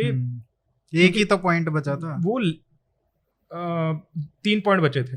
अगर 12-2 होता तब खत्म होता मैच। बट वहां पे जब लेग लेस लग जाता है, जो एंकल लेस लग जाता है, जैसे वो लेग फंस जाते हैं, फिटले कहते हैं इंडिया में, अगर जब वो फंस जाता है तो उससे निकलना बहुत मुश्किल है। तो अगर वो माने 4 पॉइंट की गेम नहीं होती, वो तो फिर 6-8-9-10 घुमाते जाओ, पॉइंट लेते हो। वहां पे मुझे अगर कोई दूसरा मूव लग जाता है इतना टेंशन नहीं था, क्योंकि वो लग गया तब मुझे भाई ये कि तो मेरे प्रेडिक्शन की तो चौपट हो गई फिर ये तो बचा लिया उसने। तो जब वहां से निकल गया तब मुझे कॉन्फिडेंस था कि कर लेगा, तो ये इतनी बड़ी बात नहीं है। बजरंग का मैं बताता हूँ बजरंग का क्या प्रॉब्लम है। बजरंग का जैसे मैं कहता हूँ थोड़ा लिमिटेड है वो, जैसे एकदम जैसे वो बैल होती है, बैल एकदम आगे आके माने चढ़ जाएगी आप पे। बट जैसे वो स्पेन में जो मैटाडोर्स होते हैं वो क्या करते हैं, जब बैल आती है वो हाथ में वो होता है ना, वो क्लॉथ लाल कलर का वो क्लॉथ होता है, माने करते हैं वो बैल माने साइड से निकल जाती है, वो दूसरे साइड से माने वो चाकू डाल देते हैं बैल के पीठ पे। बजरंग के साथ वही होता है, जो अच्छे ओपोनेंट्स होते हैं, जो ओटोगुरो होते हैं, जो वो बजरंग की जो फॉरवर्ड मोमेंटम है उसके अगेंस्ट यूज कर लेते हैं, क्योंकि बजरंग उसको ही एग्जॉस्ट कर देते हैं। वो एग्जॉस्ट नहीं करते, क्योंकि बजरंग सीधे आएगा आप पे। अच्छा, वो साइड से होते हैं, उसके साइड से ले लेंगे, उससे पीछे जाके पीछे कर लेंगे। और इसके लिए माने हर कोई नहीं कर पाता, बस एकदम एलीट लेवल के एथलीट जैसे बजरंग, जो 4 to 10 जो भी रेसलर हो रैंक माने वर्ल्ड में 4 to 10 या फिर उससे भी नीचे आराम से हरा देगा उन्हें। बट ये जो रेसलर होते हैं जिनकी क्वालिटी होती है, राशिदोव टाइप का हो गया, जैसे ओटोगुरो टाइप का हो गया, ये समझदारी से खेलते हैं, उनकी टैलेंट तो जेन्युइन है। जैसे हम जितना भी हम पेट्रियोटिक है, मैं भी पेट्रियोटिक हूँ, मैं भी चाहता हूँ कि बजरंग अच्छा खेले, हम भी जानते हैं लिमिटेशंस होती हैं उनके गेम में। उनका गेम उस ब्रॉन्ज उनके लिए एकदम परफेक्ट था। इसका जितना उन्होंने किया है पिछले 4 साल में, ओलंपिक क्वालिफिकेशन पीरियड में 2 मेडल लिए उन्होंने वर्ल्ड्स में, एशियन चैंपियन है, ये उसके लिए उसका राइट लेवल था। जैसे बजरंग का जो ब्रॉन्ज है उनके लिए परफेक्ट लेवल था, डिजर्विंग ब्रॉन्ज था। अगर बजरंग का सिल्वर या गोल्ड आ गया मैं थोड़ा सरप्राइज होता, ऑनेस्टली मैं सरप्राइज होता। बजरंग का ब्रॉन्ज है ना एकदम परफेक्ट है उनके लिए, क्योंकि उनका जो लेवल है वर्ल्ड में थर्ड, किसी चीज में थर्ड होना छोटी बात नहीं है, वर्ल्ड में रेसलिंग में थर्ड आना बहुत बड़ी बात है। इतना कंपटीशन है उस वेट में, बजरंग का वर्ल्ड में थर्ड आना माने ब्रॉन्ज मेडल लेके आना इतने टफ ग्रुप में ओवर अ 5 ईयर पीरियड, क्योंकि ये तो ओलंपिक्स है, 5 साल का ओलंपिक पीरियड था ये, एब्सोल्युटली डिजर्विंग कैंडिडेट। विनेश का ऑब्वियसली थोड़ा डिसअपॉइंटिंग है, क्योंकि आई थॉट कि उन जैसे कुछ यही बात है ना, वो डेस्टिनी वाली बात हो जाती है। कोई लक किसी का, मतलब अगर होता तो 2016 में भी चोट नहीं लगती उनको। बिल्कुल, अगर ये ओलंपिक्स 1 साल पहले होता, अगर 2 बारी कोविड नहीं होता उन्हें, सही बात है, उन्होंने सेम आयरनी वाली बात है, जो 50 kg में जिनका वो सिल्वर आया था, चाइना की जो लड़की थी, विनेश ने शायद उन्हें हराया था एशियन गेम्स में, एशियन गेम्स के सेमीफाइनल में। जिनका ब्रॉन्ज आया था 50 में, सारा हिल्डेब्रांड, वो 53 में खेलती थी पहले। विनेश ने उन्हें हराया था वर्ल्ड चैंपियनशिप्स में सेकंड राउंड में। तो इस हिसाब से देखा जाए तो मतलब टॉप 3 में तो कह सकते हैं विनेश को तो मैंने फाइनल में पहुंचना ही था। Like I was so sure, मैं अपने किसी चीज में लाइफ में इतना श्योर नहीं हूँ जितना मैं था कि वो करेगी वहां पे। जिसका सिल्वर आया था, विनेश ने उन्हें हराया था। पैंग, जो चाइना की जो पैंग है, 2 बारी हराया विनेश ने, जो लास्ट 2 टाइम जब खेले हैं दोनों बारी विनेश ने हराया। कहीं ना कहीं मेरे को लग रहा है कि मेंटल प्रेशर, वो जिस तरीके से वो जो उनके थॉट्स निकल के आ रहे हैं, क्योंकि मैंने उनसे इतनी बात नहीं की इस बात में, आई कैन नॉट से कि इसका कोई फैक्टर नहीं था। ये वी नो कि इन चीज़ों का फैक्टर रहता है। आपने बाकी इंडियन टीम का भी देखा, इतने मैंने कॉन्फिडेंस लेके आए थे, शूटिंग देख लो, सब कुछ जीत के आए थे इस टूर्नामेंट से पहले, ओलंपिक से पहले। शूटिंग की बात करते हैं अभी, जो और डिसअपॉइंटमेंट था मेनली वहां पे शुरू हुआ, मनु बाकर और सौरभ चौधरी से भी एक्सपेक्टेशंस थी, कम से कम मनु से तो बहुत ज्यादा थी। ठीक है, वो 19 साल की लड़की है, लेकिन वही बात है, लाइक चाइना का 16 साल का लड़का माने लेके आ गया, बोलना नहीं चाहिए, but still you have such expectations which are genuine. Correct. तो वहां पे क्या हुआ? सी आई विल से कि जैसे सौरभ ने डिसअपॉइंट नहीं किया। सौरभ का जितना कर सकता था सौरभ उसने किया, और उसका सौरभ एक टाइप का एथलीट है जो हम उसका आगे भी देखेंगे उसे। सौरभ जैसे जो मेंटालिटी है वो इजीली ब्रेक नहीं होता। अच्छा, जैसे कुछ लोग होते हैं जिनका पता है ना कि ये टूटेंगे नहीं, ये लोग, उनका वो जैसे कोई कह रहा था कि रेसलर्स का तो पता होता है कि यार, रेसलर्स का भी पता नहीं है। तो रेसलर्स का कुछ रेसलर्स होते हैं जो माने मेंटली फ्रेजाइल होते हैं। अच्छा, कुछ रेसलर्स होते हैं जो नहीं होते on average you are right, on average, क्योंकि जो रेसलिंग का जो गेम है, अगर आप मेंटली वीक हो तो गिव इन कर सकते हो, तो आप खेल ही नहीं सकते। आप इस लाइन में, भाई आप कौन से लाइन में आ गए? बिल्कुल आप मेंटली वीक होकर इस लाइन में आ रहे हैं। आई हैव सीन जो रेसलर्स होते हैं, मैंने देखा है उन्हें कि उनके ACL दोनों फुट गए, कंपटीशन लड़ रहे हैं उनके साथ, ACL फुट गए। ACL जो माने जो घुटने के जो जॉइंट्स है, जो आपकी लेग को स्टेबिलिटी देती है। बाप रे। तो अगर उसके बाद भी खेलते रहते हैं लोग, खड़े नहीं रहते उनके साथ, उसके साथ वो 2 ACL माने फाड़ के माने कंपटीशन लड़ रहे हो। वही होता है ना कि कुछ चीज में समझ नहीं पाता कि विल पावर भी, ठीक है मैं समझता हूँ विल पावर नाम की चीज होती है, बट भाई वो बायोलॉजी भी कुछ चीज होती है। भगवान माने हाथ जोड़ के निकल जाए, भाई मैं छोड़ दूं फिर अपना जॉब, मैंने लिगामेंट इस चीज के लिए बनाई है, आपने तो मानी नहीं।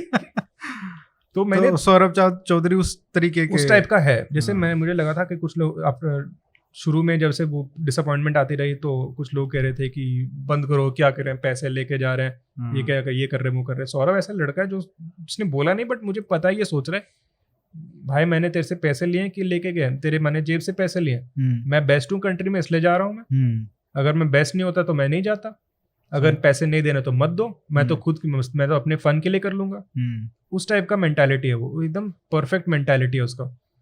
जैसे जो बाकी लोग हैं वो सोचेंगे कि भाई प्रेशर आ गया कि मैंने सरकार ने इतना पैसा डाला मेरे पे, मैंने क्रोएशिया भेजा, ये किया वो किया, कुछ करना चाहिए, हाँ मैंने मीडिया क्या बोलेगी, ये वो, सौरभ तो वैसे भी मीडिया से बात नहीं करता, उनका वो अलग टाइप का है, वो रवि का जैसे रवि की जो मेंटालिटी है कि सबसे दूर रहना, सौरभ तो उसका बाप है। अच्छा। मैंने बाप मींस डिसरिस्पेक्टफुली नहीं कह रहा, बट उसका जो मेंटालिटी अलग लेवल उस टाइप का मेंटालिटी है। खेल से मतलब है उसको, और कोई चीज बिल्कुल बिल्कुल, उसे घंटा फर्क पड़ता है कि बाकी दुनिया क्या कह रही है। मुझे याद है कि जब फर्स्ट टाइम वो 7th आया, वो भी फाइनल पहुंचा, छोटी बात नहीं है फाइनल पहुंचना, फाइनल फर्स्ट प्लेस में पहुंचा, वो 7th आया वहाँ पे। और वो थोड़ी अजीब बात है क्योंकि सौरभ चौधरी ने फाइनल में फर्स्ट 5 शॉट अपने लाइफ में इतने खराब नहीं खेले होंगे जितने उसने फाइनल में खेले। आई एम श्योर कि उसने मैंने स्कूल गेम्स में भी ऐसा नहीं खेला होगा। बट होता ना कि हर बंदे का एक बैड शॉट आएगा, और सौरभ चौधरी का बैड शॉट, वो 5 सारे बैड शॉट फाइनल में आ गए, माने क्वालिफाइंग में भी नहीं आए, फाइनल में पहुंचे वो, फाइनल में आए। और but even after that Ravi ने बोला ऐसे क्या है, मतलब तो और भी ओलंपिक्स है, ऐसे थोड़ी है कि सौरभ ने बोला ऐसे थोड़ी है, सबने सोचा कि रो रहा होगा कि कैसा होगा। सौरभ ने बोला मुझे क्या, ठीक है अगला खेल लेंगे, ऐसे क्या है, एक थोड़ी है एक। और मनु तो ऑब्वियसली शी इज वेरी, वो उनका वो शुरू से, I don't know as an I don't, जैसे मैंने शुरू से देखा कि she reacts very emotionally to situations. अच्छा, it is I don't know इनकी, जैसे एक तो है कि उन्हें 16 साल में हमने बोल दिया कि तुम ग्रेट हो, तुम भगवान के समान हो, तुम मैंने कॉमनवेल्थ गोल्ड लेके आई। वो कॉमनवेल्थ की लेवल होती है, कॉमनवेल्थ गेम्स की लेवल होती है, इतनी ऊंची नहीं है शूटिंग में। वहाँ पे गोल्ड लेके हमने बोला अरे तुम तो मैं दुनिया को हरा दोगे, ये कर दोगे, वो कर दोगे। 16 साल के बच्चे पे हमने इतना प्रेशर नहीं डाला, हमने एक्सपेक्टेशंस डाल दी। फर्क हो जाता है काफी कि आप फिर जैसे वो कहानी सुनी आपने कि एक महाराजा माने जंगल में देख रहा है, एक बंदा एक लेबरर अपने सर पे वो लोड लेके आ रहा है, लकड़ी की लोड लेके आ रहा है, वो एक रिवर होती है, वो उसके ऊपर कूद के भाग जाता है। राजा सोचता है वाह यार ये तो क्या बात है। हाँ, he's like, नहीं he's like, मैं आपको 1000 मैंने सिक्के दे दूंगा, सोने के सिक्के दे दूंगा, एक बार फिर से करके दिखाना। लेबर जंप करता है, बीच में गिर जाता है। तो क्योंकि दूसरी बारी वो सोने का भी नहीं, सोने का भी वो वेट था उसके हेड पे, मैंने सिक्कों का भी वेट था। तो बेसिकली वो एक्सपेक्टेशंस, एक कोच ने मुझे बताया था कि जो जैसे कोरिया का भी मैंने गोल्ड मेडल नहीं आया था शूटिंग में, कोरिया जो मैंने बहुत स्ट्रांग है शूटिंग में।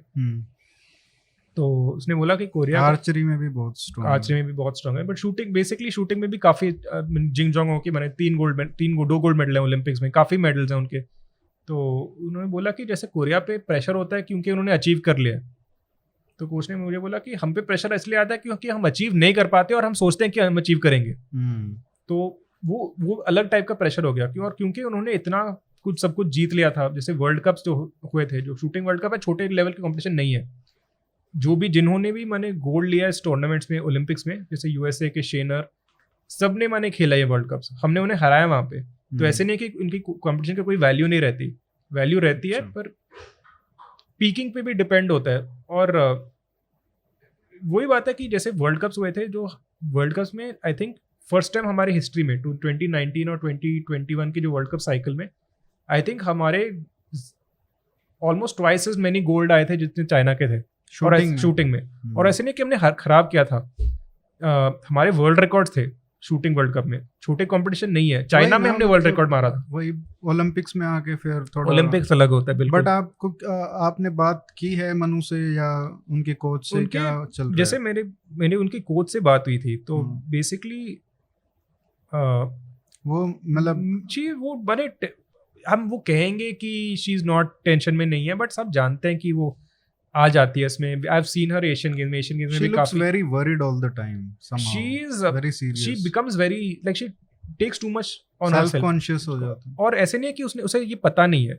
Manu has been working with a psychologist for many years now, 2-3 years now. उसे पता है कि क्या होने वाला है। तो ऐसे वही ना कि जैसे विनेश भी है, शी नोज कि क्या होने वाला है, इसलिए तैयारी करके आई थी। मनु को भी पता था क्या होगा वहां पे, इसलिए तैयारी करके आई थी। बट कभी कभी तैयारी इनफ नहीं होता। जैसे आप भी मैंने कोटा भी जब चले जाओ, जितना भी पढ़ाई कर लो, सबसे जो टॉपर है वहां पे सब कुछ तैयार होके आता है, एग्जाम में नहीं कर पाता, उसी दिन का गेम होता है। और वो साल में IIT मैंने जी तो मैंने साल में हर बार ही आता है, हर साल एक बार ही आता है। ओलंपिक्स तो 4 साल में एक बार ही आता है। तो जो मैग्नीट्यूड ऑफ फेलियर है वो और भी बड़ा लगता है कंपैरिजन में। और फिर एज का भी होता है कि अब यार जैसे हाँ you बिल्कुल never know you will be able to play again. Again exactly जैसे मनु का of course we know I only Manu का only thing I was worried कि जैसे मुझे आई डोंट नो अगर आप प्रो रेसलिंग फॉलो करते हैं बट एक कर्ट एंगल एक WWE के प्लेयर थे. हाँ. तो बिफोर दैट जिसने मैं कहता ना मैं वापस जाऊंगा कि रेसलर की मेंटालिटी कैसी होती है. जैसे कर्ट एंगल कहता ना I won the gold with a freaking broken neck. ये माने वो झूठ नहीं कह रहा था. उसका नेक एक्चुअली टूटा हुआ था जब उसने ओलंपिक गोल्ड जीता था. बट किसी ने उससे पूछा कि आप फिर से ओलंपिक्स खेलेंगे. इसलिए बाप रे नहीं खेलना मुझे नहीं खेलना. जितना सैक्रिफाइस करना पड़ता है, जितना प्रेशर होता है उस पर, कुछ नहीं कंपेयर करता उससे. तो again with Manu I think she करेगी क्योंकि अब तो हो गया कि मैंने उसकी पहचान हो गई है. But the thing with Manu is she so talented. उसके इतने सारे गुड क्वालिटीज हैं. मनु एक शूटर थी जो शूटिंग में बाय चांस आ गई. शी वॉज माने बॉक्सिंग करती थी इससे पहले. उसके माने स्टडीज में तो टॉपर थी. वैसे भी गोल था उसका डॉक्टर बनना. अब LSR में कुछ कर रही है. तो she can do anything. So does she want to take the pressure, the risk, सब कहेंगे ये लूजर, ये वो ना शिटी इंडियन पेरेंट्स. मैंने 4 साल कोई फर्क नहीं पड़ता कि बच्चे ने क्या किया. IIT नहीं क्लियर हुआ है तो गंवा रहा है. वही बात हो गई. Like do you want to put up with this. As in सब जैसे हर कोई नहीं कर पाता. एज इन हर कोई और क्यों करना चाहेगा. ऐसे अगर कोई मैंने बहुत गरीब परिवार से है तो वो सोचेंगे भी भाई मैंने जॉब की बात है, मैंने जॉब लग जाए फिर देख लेंगे. मनु की वो है नहीं. जैसे जॉब का क्या उनके फादर वेल टू डू है. उनके फादर वेल टू डू है. लेकिन उसमें भी अभी कितने करोड़ों तो वैसे ही प्राइज मनी मिल चुका है. तो बिल्कुल you can easily spend your life. You can spend your life on it. You don't need it. As in someone like Saurabh will नहीं गिव अप करेगा क्योंकि उसे फन आता है इसमें. जब आपको फन आता है एक चीज में तो आपको फर्क नहीं पड़ता कि रिजल्ट्स क्या आ रहे हैं. किसी कोच ने मुझे बोला कि एकदम क्लोजेस्ट टू बुद्धा मैंने देखा है ह्यूमन में, कि उसे कोई फर्क नहीं पड़ता कि रिजल्ट्स क्या रहे हैं. कि एक दिन 5 मिनट के लिए ये क्या होगा, चलो ठीक है शूटिंग कर लेते हैं, कल फन करते हैं, पिस्टल चला लेते हैं. ऐसा एटीट्यूड है. ये एटीट्यूड हर कोई में लाना बहुत रेयर है. तो सबका अपना आई थिंक इवन अगर हमारे normal day to day life में अगर हम लेके आए, जैसे सौरभ का मेंटालिटी है वो अलग लेवल का मेंटालिटी है. पॉसिबल नहीं है ना. पॉसिबल नहीं है. You can't learn it. It is natural. ये मैंने इनफैक्ट कोच से भी ये पूछा कि आप ये एटीट्यूड लेके मैंने ट्रेन कर सकते हैं एथलीट्स में. लाइक नहीं कर सकते. आप ढूंढ सकते हैं कि किन में एटीट्यूड ऐसे है, बट अलग उनको ट्रेन कर सकते हो. उनको शूटिंग उन्हें सिखा देंगे हम. बट ये जैसे वही ना वो कह रहे थे कि जैसे इंडिया में एडवांटेज ये हुआ है पिछले जो जैसे हम कुछ लोग कहेंगे कि इतने मेडल्स कैसे आ गए. एक तो मैं सिंपल सी बात बताऊंगा, ये जो बेसिकली जैसे माने कंट्री रिचर होता है, अपॉर्चुनिटीज फैलते हैं. जैसे पेरेंट्स वेल टू डू हैं तो आप क्या अपने बच्चों का अलाउ कर सकते हो कि चलो यार खेल लो, हम देखते हैं तुम्हारा अगर नहीं भी हुआ. बिल्कुल. जैसे सौरभ हो, आई एम श्योर जैसे सौरभ की मेंटालिटी उसके पेरेंट्स में भी ऐसे सिमिलर मेंटालिटी हुई होगी. उनको चांस नहीं मिला था अपने लाइफ में. जैसे जो गन पॉलिसी आई है, जैसे NRA ने मैंने वो काफी लॉबी किया था गवर्नमेंट से कि एयर गन्स की वो एयर गन को लिबरलाइज कर दो कि इस लॉज को, कि मैंने हर कोई एयर गन यूज कर ले. उस वजह से सौरभ चौधरी मैंने गांव से मैंने बैक ऑफ बियॉन्ड मैंने बगपत से वो वहाँ पे थोड़ा शूटिंग का वैसे हाँ, बट वो एयर पिस्टल का नहीं है ना. एयर वहाँ पे तो एक्चुअल पिस्टल चलते हैं. नहीं वो वाले नहीं कह रहा मैं. एक्चुअली शूटिंग रेंजेस हैं वहाँ पे तो. बट अब कभी मैं उनके शूटिंग रेंज में गया हूँ. उनका शूटिंग रेंज एकदम इस रूम का साइज है अगर आपको देखना चाहेगा. बट इट इज लिटरली इतने साइज के मैंने 4 लोग शूट ओके इसका डबल कर दो क्योंकि यहाँ पे वैसे यहाँ पे 1 2 3 4 जैसे यहाँ पे 4 लेन्स मैंने टारगेट्स रखे हो सकते हैं. वहाँ पे 6 टारगेट्स है. छोटा सा रूम है. मैंने जैसे वो हैंड की जो स्ट्रेंथ बनाने के लिए वो मैंने ब्रेक ईंट लगाते हैं हाथ पे, ईंट पकड़ के मैंने हैंड की स्टेबिलिटी होती है. तो ये पिछले फ्यू ईयर से हो रहा है जैसे, और इसके रिजल्ट्स अब आ रहे हैं. जैसे अभी मैं कहता हूँ कि शूटिंग में इस बार रिजल्ट्स नहीं आए. सारे चीजें राइट प्लेस में है. रिजल्ट्स कभी आने ही है. इस बार नहीं आएंगे, अगली बार आएंगे. वो भर के ही आएंगे फिर आएंगे. जैसे सेम विद रेसलिंग. जैसे जब तक सुशील ने मेडल नहीं लिया, किसी को इंडिया है तो लूजर कंट्री है, मैंने सब माने नाम में उनके माने पुराने लिटरेचर में सब है कि ये सब माने कुश्ती है कि वो है, एक्चुअली कुछ नहीं है। फिर सुशील मेडल लेके आए, फिर उसके बाद योगेश्वर लेके आए, फिर मेडल्स आते रह गए, साक्षी। फिर रेसलिंग इनफैक्ट एक स्पोर्ट है जो 2008 से मेडल लेके आ रही है कंसिस्टेंटली। बिल्कुल अगेन क्योंकि it is not just culture but culture plus money आपको अलग लेवल, जैसे जो रेसलर्स हैं अच्छे हैं बट उनको नेक्स्ट लेवल कौन लेके गए? कोचेस, फिजियोज, जो पार्टनरशिप्स हुए उनके, बेस्ट ट्रेनिंग। जैसे वो आई थिंक 17 साल में फर्स्ट टाइम इस बार वो दागिस्तान के कोचेस हैं। अच्छा, कमाल मलिकोव। वैसे कोच सारे इस बार जैसे बजरंग के कोच हो गए, नीरज के कोच, सारे बढ़िया वर्ल्ड क्लास कोच हैं। लाइक ये भी थोड़ी वो नॉट शर्म is not the right word but थोड़ा सोचना पड़ेगा, हम कोचेस क्यों नहीं बना पाते? जैसे एथलीट की कोई कमी नहीं है यहाँ पे, इंटेलिजेंस की कोई कमी नहीं है यहाँ पे, हमारे बेस्ट कोचेस बाहर से क्यों आ रहे हैं? इट इज़ क्योंकि फैक्ट है, जैसे हमारे जो मेडल्स आए, लवलीना के कोच ऑफ कोर्स वो भी वैसे रफायल कोच हैं, वो मैंने इटली के हैं, बट लवलीना ले लो, मीराबाई के coach almost full time Indian है, बट वो उन्होंने भी माने यूएस के माने डॉक्टर एरन हॉर्शिक, स्क्वाट यूनिवर्सिटी, बहुत कूल इंस्टाग्राम है उनका। अच्छा, उनसे माने करवाया था।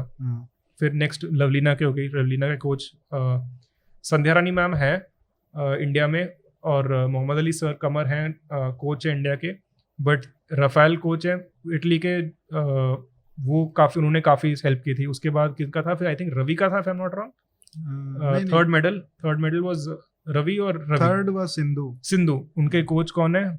साउथ कोरिया के पार्क। बिल्कुल। उसके बाद रवि, कमाल मलिकोव, उसके बाद Bajrang, Shako, men's hockey team Graham Reid. तो you get what I am saying, you get what I am saying कि इसमें see the thing is that there are certain areas जहाँ पे हमारे टैलेंट की कोई कमी नहीं है। जैसे प्लेयर्स ले लो, टैलेंट की कमी नहीं है, उन्हें अलग एक्स्ट्रा लेवल तक लेके आने के लिए आपकी कोचेस की अभी लेवल है नहीं, as in we have to accept it. Gopichand sir की लेवल थी, वो मैंने साइना को लेके आए थे, सिंधु को लेके आए थे, but now we have to see कि whether those girls are actually इतने अच्छे थे, मैंने इतने अच्छे थे कि मैंने कोई भी कोच होता वो लेके आ जाता उन्हें। अब सिंधु ने आपने एक आर्टिकल भी लिखा था कि like she is the greatest I haven't said it. In the last 10 years. I don't know. Title ऐसा कुछ था. I don't know. ऐसी my only thing, ये मैं शायद मैंने नहीं लिखा था, मैंने थियोरी मैंने डाली होगी, बट मैं सुशील भाई मुझे मारेंगे बहुत अगर कभी बाहर निकले. Literally. But नहीं, but like generally speaking, see like the competition in badminton and the competition in wrestling अलग है ये. जैसे बैडमिंटन कितने कंट्रीज खेलते हैं, ईस्ट एशिया के कंट्रीज कि चाइना बहुत डोमिनेट करती है, चाइना, कोरिया भी इतनी लेवल की नहीं, जापान, इंडोनेशिया की कोई लड़की नहीं है अभी, but basically east Asia and Denmark. अच्छा, ये समझ लो। तो बेसिकली 7 8 कंट्रीज क्रिकेट के समान है ये। अच्छा, रेसलिंग कितने कंट्रीज खेलते हैं? 170 कंट्रीज खेलते हैं अच्छे लेवल के। तो वहाँ पे मैंने 8-9 तो बहुत ही अच्छे लेवल के, 8-9 के तो भगवान लेवल के हैं। Exactly, that is the thing. As in wrestling का हमेशा मैं मानूंगा कि दैट अचीवमेंट इज, इवन अगर माने वेट कैटेगरीज थी उनमें, तो जैसे बैडमिंटन तो ओपन है, ऐसे नहीं है कि माने अगर आप 50 किलोज के यहाँ पे ये खेलेंगे, बट तब भी आई थिंक दैट सुशील का achievement was bigger than Sindhu. अब तो ऑफ कोर्स खैर छोड़ो, अब तो नीरज का अचीवमेंट ने सबको ले लिया। उसको कोई फर्क नहीं पड़ता, गोल्ड तो गोल्ड होता है। करेक्ट। ये साइना के साथ क्या हुआ? वो इस बार नहीं जा पाए। साइना की एज भी हो गई है, लाइक उसका आई थिंक उसको भी लाइक साइना ने अचीव कर लिया था जो अचीव करना था उन्हें। उनका जो लेवल ऑफ टैलेंट थी उसके हिसाब से उन्होंने ओवर अचीव कर लिया। इनफैक्ट साइना की जो वही 2012 वो जाट वाली बात आ जाती ना, वो बहुत वो डिटरमिन्ड थी, वो ये बार करना है तो करना है, छोड़ूंगी नहीं। वो मेंटालिटी मैंने इन ग्रुप ऑफ पीपल में देखा है कि जैसे इनफैक्ट एक बार विजेंद्र जो बॉक्सर हैं उनसे बात हो रही थी, तो विजेंद्र से वैसे बोला, विजेंद्र भाई वो साउथ इंडिया के माने बॉक्सर्स क्यों नहीं आते? तो विजेंद्र भाई ने भी ये बोला था मुझे कि सेट कि ऐसे नहीं है कि साउथ इंडिया के, तमिलनाडु के बॉक्सर्स नहीं है, अच्छे क्वालिटी के हैं, ओलंपियंस भी रह चुके हैं। 1994 में हमारा वर्ल्ड कप विनर भी था तमिलनाडु से, देवराजन। पर वो बावले ना होते हैं ना, बिल्कुल वही बात है, बावले ना होते हैं। तो मैंने बोला कि क्या होता है, लाइक पहले राउंड में तो वो जीत लेंगे क्योंकि वो मैंने टेक्निकली बहुत अच्छे होते हैं, बट दूसरे थर्ड राउंड में गुस्सा हो जाता हूँ फिर मैं फिर कोई खेल नहीं पाता मेरी तरह। वही बात है कि वो एक पागलपन होना चाहिए, जैसे ये प्योरली टेक्निकल गेम नहीं है, थोड़ा पागलपंती मैडनेस होना चाहिए इस चीजों में। लेकिन बॉक्सिंग का जितना पोटेंशियल है, और पंगाल जैसे अमित पंगाल से काफी पंगाल से मैं बहुत एक्सपेक्टेशन था, तो वहां पे क्या हुआ? पंगाल में पहले ही राउंड बॉक्सिंग में मैं कभी मैं प्रेडिक्शन नहीं करता क्योंकि मैं कुछ भी हो सकता नहीं, है। मैं 10 साल में ट्राई किया अंडरस्टैंड करने में कि क्या स्कोरिंग करवा रहे हैं कोच जजेस, और मैंने गिव अप कर दिया। मैं मोटा बता सकता हूँ कि किसे जीतना चाहिए मैं ये नहीं बता सकता कि किसे 10 किसे मिलना 9 किसे मिलना चाहिए, मैं ये नहीं कर सकता, अभी तक मैं नहीं कर सकता। मैंने ट्राई किया, मैं एम्बैरस हो चुका हूँ ये करके, अब मैंने गिव अप कर दिया। मैं इस लाइन में नहीं फंसना चाहता। बट जैसे पंगाल का मैं थोड़ा डिसअपॉइंटेड था क्योंकि वो थोड़ा फ्रीज हुआ, जेन्युइनली फ्रीज हुआ है वो। और पर दूसरी बात थी, जब मैंने उनका ड्रॉ देखा, आई न्यू कि ये इजी ड्रॉ नहीं है। अच्छा, ये डिफिकल्ट ड्रॉ था। जैसे बॉक्सिंग, जैसे इंडिया में अभी तक, जैसे इंडियन बॉक्सिंग में ऐसा कोई बॉक्सर अब तक नहीं निकला है जो बिना ड्रॉ देखे जीत जाएगा। रेसलिंग में मैं जानता हूँ ऐसे कुछ लोग हैं जो, जैसे विनेश, जो जिसके लिए ड्रॉ फर्क नहीं पड़ता। रवि ऐसे है, विनेश ऐसे है, सुशील एक टाइम पे थे ऐसे। इनके लिए मैं बता सकता हूँ ड्रॉ फर्क नहीं पड़ता। अमित के लिए ड्रॉ फर्क पड़ता है, जिस भलाई उसकी रैंकिंग वर्ल्ड नंबर 1 थी। Of course world ranking boxing, wrestling, archery में कोई फर्क नहीं, उनका कोई वैल्यू नहीं होता। कभी कोई, जैसे अगर कोई भी मैंने एथलीट अगली बार ही डाले अपने बायो में, ट्विटर बायो, इंस्टाग्राम डाले वर्ल्ड नंबर 1 शूटिंग के तो डालते हैं। मन्नू ने डाला है बहुत लोगों ने डाला है। अगर कोई वाले वर्ल्ड नंबर 1, तो आप कोई सीधे पता लग रहा है कि इसका कोई फ्यूचर नहीं है इसका। आप क्योंकि ये माने फेक विक्ट्री ले रही है, ये फेक विक्ट्री ले रहे हैं क्योंकि ये एक्चुअली कोई, जैसे टेनिस में रैंकिंग्स हो गई। रैंकिंग कैसे आते हैं टेनिस में? अगर माने फर्स्ट ऑफ ऑल 1800 लोग खेलते हैं, माने प्रोफेशनली खेलते हैं अच्छे लेवल पे, तो 1800 लोगों की कंपटीशन होती है। कितने साल में 64 टूर्नामेंट्स एटीपी के होते हैं, उससे नीचे चैलेंजर, उसके नीचे माने फ्यूचर्स एटसेट्रा एटसेट्रा, सब में रैंकिंग पॉइंट्स होते हैं। तो जो बेस्ट जिनकी रैंकिंग के लिए आपको 13 टूर्नामेंट्स खेलने होते हैं साल में, तो रैंकिंग जितने आप खेलेंगे, जितने डेटा पॉइंट्स आएंगे आपके, अगर आपने स्टेटिस्टिक्स या कुछ किया, आपको पता है कि अगर आप 2 पॉइंट की आप प्लॉट करेंगे लाइन, वो हमेशा स्ट्रेट लाइन ही आएगा। अगर आप 4 डेटा पॉइंट्स प्लॉट करेंगे तो आपको अंदाजा आएगा कि कहाँ तो उसमें कहीं ना कहीं असली है वो। हाँ, वो ज्यादा असली है। जैसे शूटिंग में कितने टूर्नामेंट्स है? 4 वर्ल्ड कप्स हैं, एक एशियन चैंपियनशिप्स है और एक वर्ल्ड चैंपियनशिप्स है। तो 6 टूर्नामेंट्स हो गए, और वो 6 टूर्नामेंट्स एक साल में नहीं होंगे। तो आपका 6 डेटा पॉइंट्स का वो प्लॉटिंग है आपका। ठीक।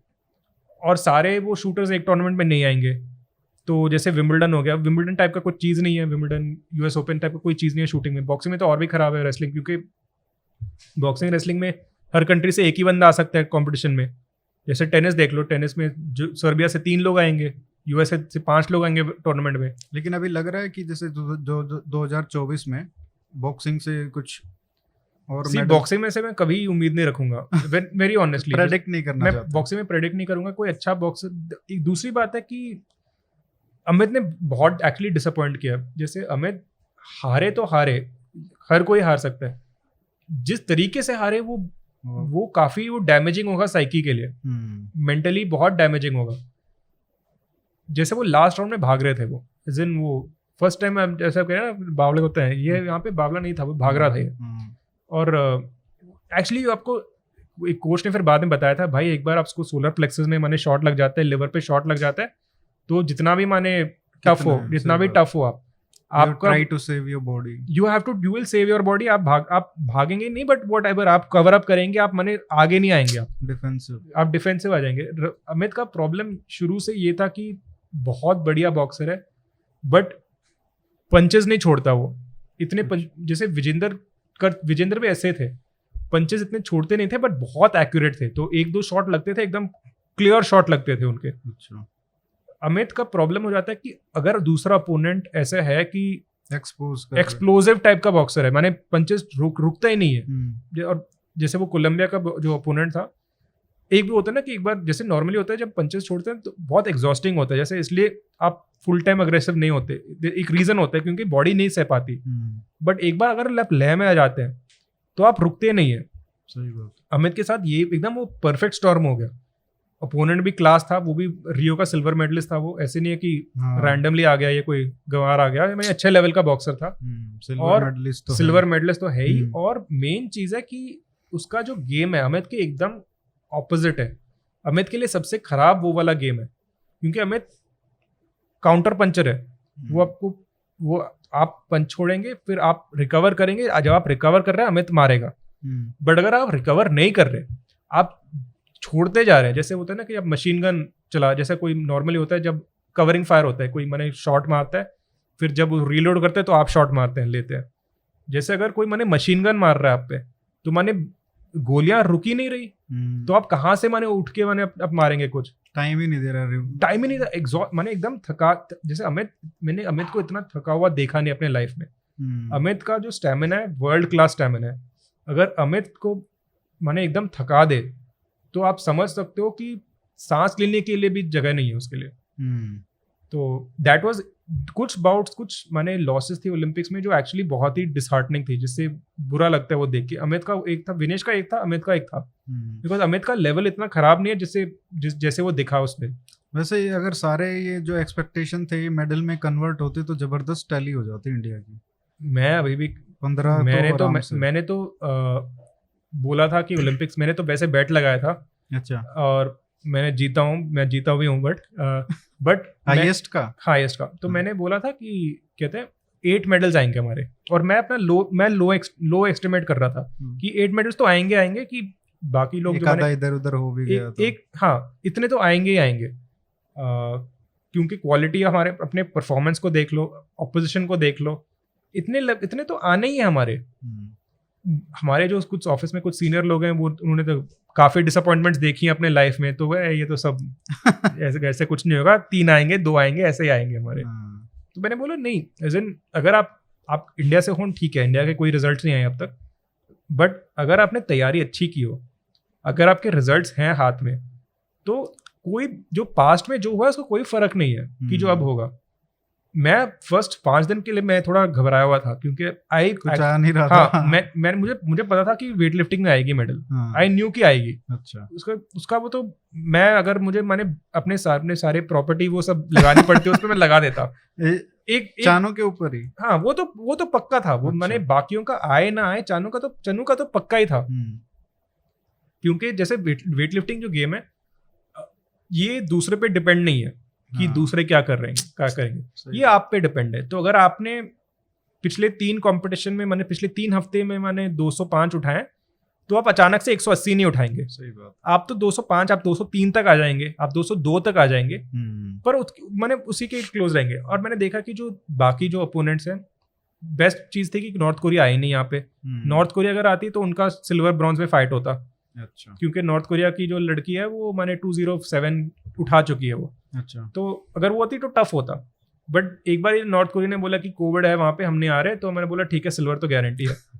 क्योंकि गोल्ड तो मैंने अलग बात है, जैसे चाइना की जैसे तैयारी करके आती है वेट लिफ्टिंग में, चाइना वो तो जबरदस्त, वो तो समझते हैं कि जैसे मैं एक्चुअली बता रहा था किसी को कि अगर मीराबाई चनू चाइना के नेशनल कॉम्पिटिशन में खेलेगी, जो उनके जो नेशनल चैंपियनशिप होते हैं वो 4थे नंबर पे आएगी वो।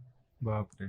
तो उतना गैप है उनके जो बेस्ट हैं और हमारे जो बेस्ट हैं इसमें। बट चाइना वाली तो ऐसे उठा रही थी जैसे कोई फर्क ही नहीं पड़ रहा उसको। उनका जो शुरू से उनका, जैसे मीराबाई जब कब आई थी इसमें, मीराबाई आई थी when she was 12 years old. मैंने वेट लिफ्टिंग में उस टाइम आई थी। चाइना की जो बच्चे हैं वो तो सेलेक्ट करते हैं उन्हें कि जैसे वेट लिफ्टिंग के लिए क्या चाहिए होता है। आपको चाहिए होता है कि आपकी जो आर्म लेंथ और आपकी लेग लेंथ ये थोड़ी छोटी होनी चाहिए कंपेयर टू आपकी बॉडी साइज। क्यों? क्योंकि अगर आप वेट को मैंने छोटे हाइट पे लेके उठा रहे हो तो ज्यादा वेट उठ सकते हैं। बेसिक फिजिक्स है ये कि जितना मैंने ग्राउंड से आप इतने दूर हैं तो ग्रेविटी का फोर्स ज्यादा बढ़ जाता है। और वेट लिफ्टिंग जैसा गेम में ये छोटे छोटे मार्जिन, आप कहेंगे कि भाई 5 इंच में क्या फर्क पड़ेगा, फर्क पड़ता है इन चीज़ों में। और वो ये लोग सोचते हैं, वो मैंने ये सोचते हैं इन चीज़ों में। जैसे ये जो जी हुई, आई होप मैं उनका नाम सही बोल रहा हूँ, उनकी हाइट छोटी है। उनकी जो, इसलिए आप देखेंगे जैसे जी हुई की जो स्ट्रेंथ है, बेसिक स्ट्रेंथ है, वो मीराबाई के कंपैरिजन में लो है। अच्छा। आपको अगर आप ये ऐसे इसलिए पता लगता है, आप स्नैच, उनकी स्नैच देख लो और उनके क्लीन एंड जर्क देख लो।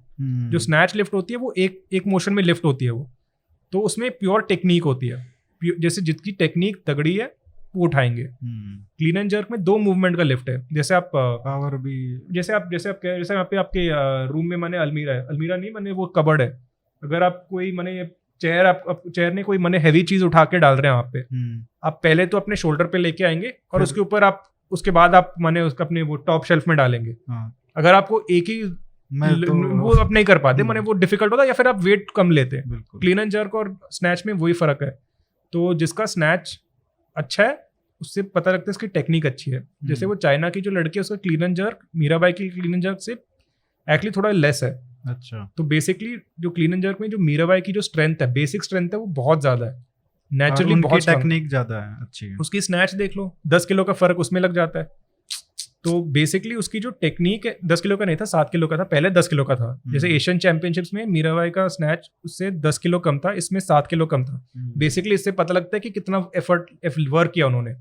तो ऐसे नहीं कि प्योरली अपने वो स्ट्रेंथ पे जा रही थी, वो अपने, उन्होंने टेक्निक पे काम किया है, इन सब चीजों में काम किया है। जैसे उन्होंने भी इम्प्रूवमेंट, जैसे सबसे नर्वलेस परफॉर्मेंस, जिससे एक तो शुरू में था विदाउट फ्लिंचिंग, वो पहले दिन में था और लास्ट डे में था।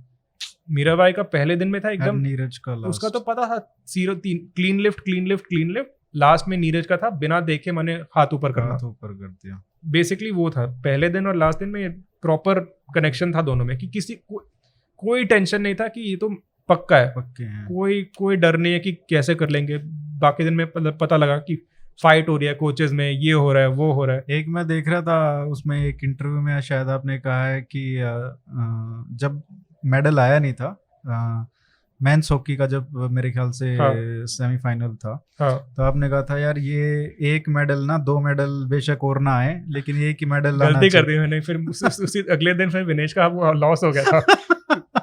फिर मुझे लगा कि बोलना नहीं चाहिए था। बात सही होगी ना, 2 मेडल वहां नहीं आए लेकिन यहाँ पे आ गया। पर वो तो 16 मेडल के बराबर है। जैसे मैं मेन चीज मैं बताता हूँ, इंडिया में ओलंपिक्स का इतना प्रेशर आ जाता है, इसलिए आता है क्योंकि मेडल्स नहीं हमारे।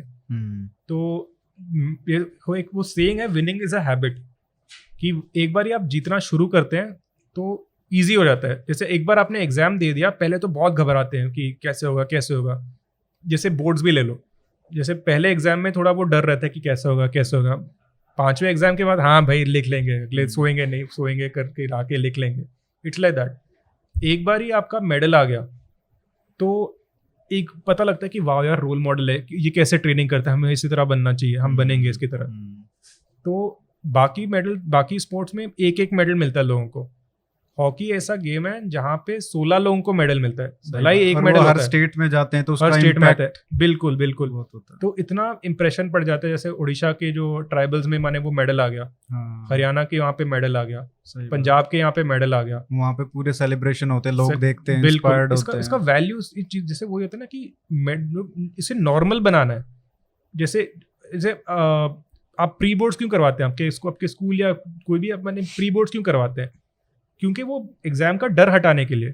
तो एक बार जब मेडल आ जाता है उसका, वो ओलंपिक्स का वो डर हट जाता है कि हाँ ये 40 साल से नहीं आ रहा था, ठीक है भाई, मेडल ही तो है। ऐसे क्या है इसमें, माने क्या है, कुछ है ही नहीं। जैसे चाइना के इतने मेडल्स क्यों आते हैं?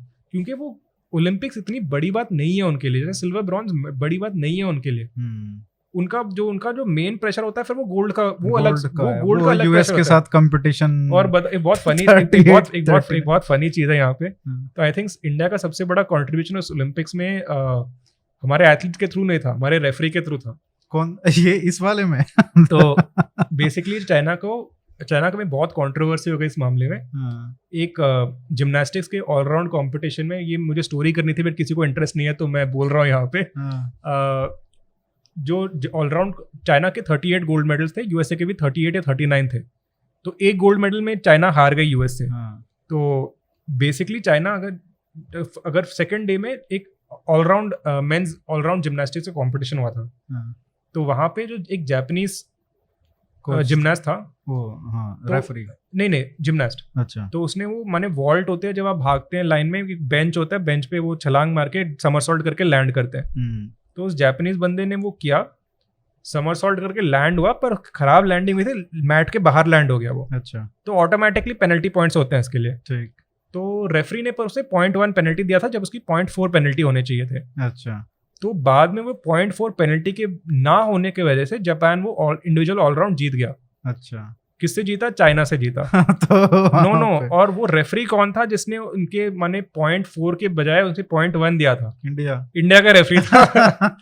तो बेसिकली इंडिया ने चाइना चलो कोई नहीं, एक और जीत जाते तो बराबर होते, लेकिन बराबर फिर भी होते, बिल्कुल यूएस आगे ही होता। नहीं बट फनी थिंग बात हुई फिर वो वीबो पे बहुत चल गया। फिर ये तो हमारे अच्छा। इंडिया के हमेशा ऐसे ही है, माने चीटिंग करते हैं हमारे साथ। फिर बाद में क्योंकि इस बेचारे का ट्विटर प्रोफाइल फेसबुक मिल गया, फेसबुक में उसने माने चाइना के खिलाफ कुछ लिखा था एक टाइम पे, तो बोले ये तो जानबूझ के हमें मैंने फंसा रहा था। किया भी हो किया नहीं था मैंने। फिर बाद में फिर वो जो फेडरेशन ने, जो इंटरनेशनल फेडरेशन ने बोला कि इसलिए वो गलत, इस रीजन से ये गलत नहीं था। बट अच्छा एक बार जब फैल जाता है सोशल मीडिया पे तो फैल जाता है, फिर तो आप कुछ नहीं कर सकते। तो वही हो गया। सर जोनाथन सर, बहुत अच्छा लगा आपसे बात करके। सच इम्पोर्टेंट टॉपिक इट वाज, क्योंकि सब क्रिकेट पे या ओलंपिक्स पे ही फोकस करके करते हैं, लेकिन एक ब्रॉड जो नॉन क्रिकेट स्पोर्ट्स हैं उन पे इतना लंबा डिस्कशन हुआ, सबके एनालिसिस किया। So thank you so much. Thank you for having me. Yeah great to have you. I hope my Hindi was not No, इतना no, it खराब was नहीं था। good. It was चलो, good. ठीक It है। was really good. Thanks. Thanks Okay. Arihant. So bye guys.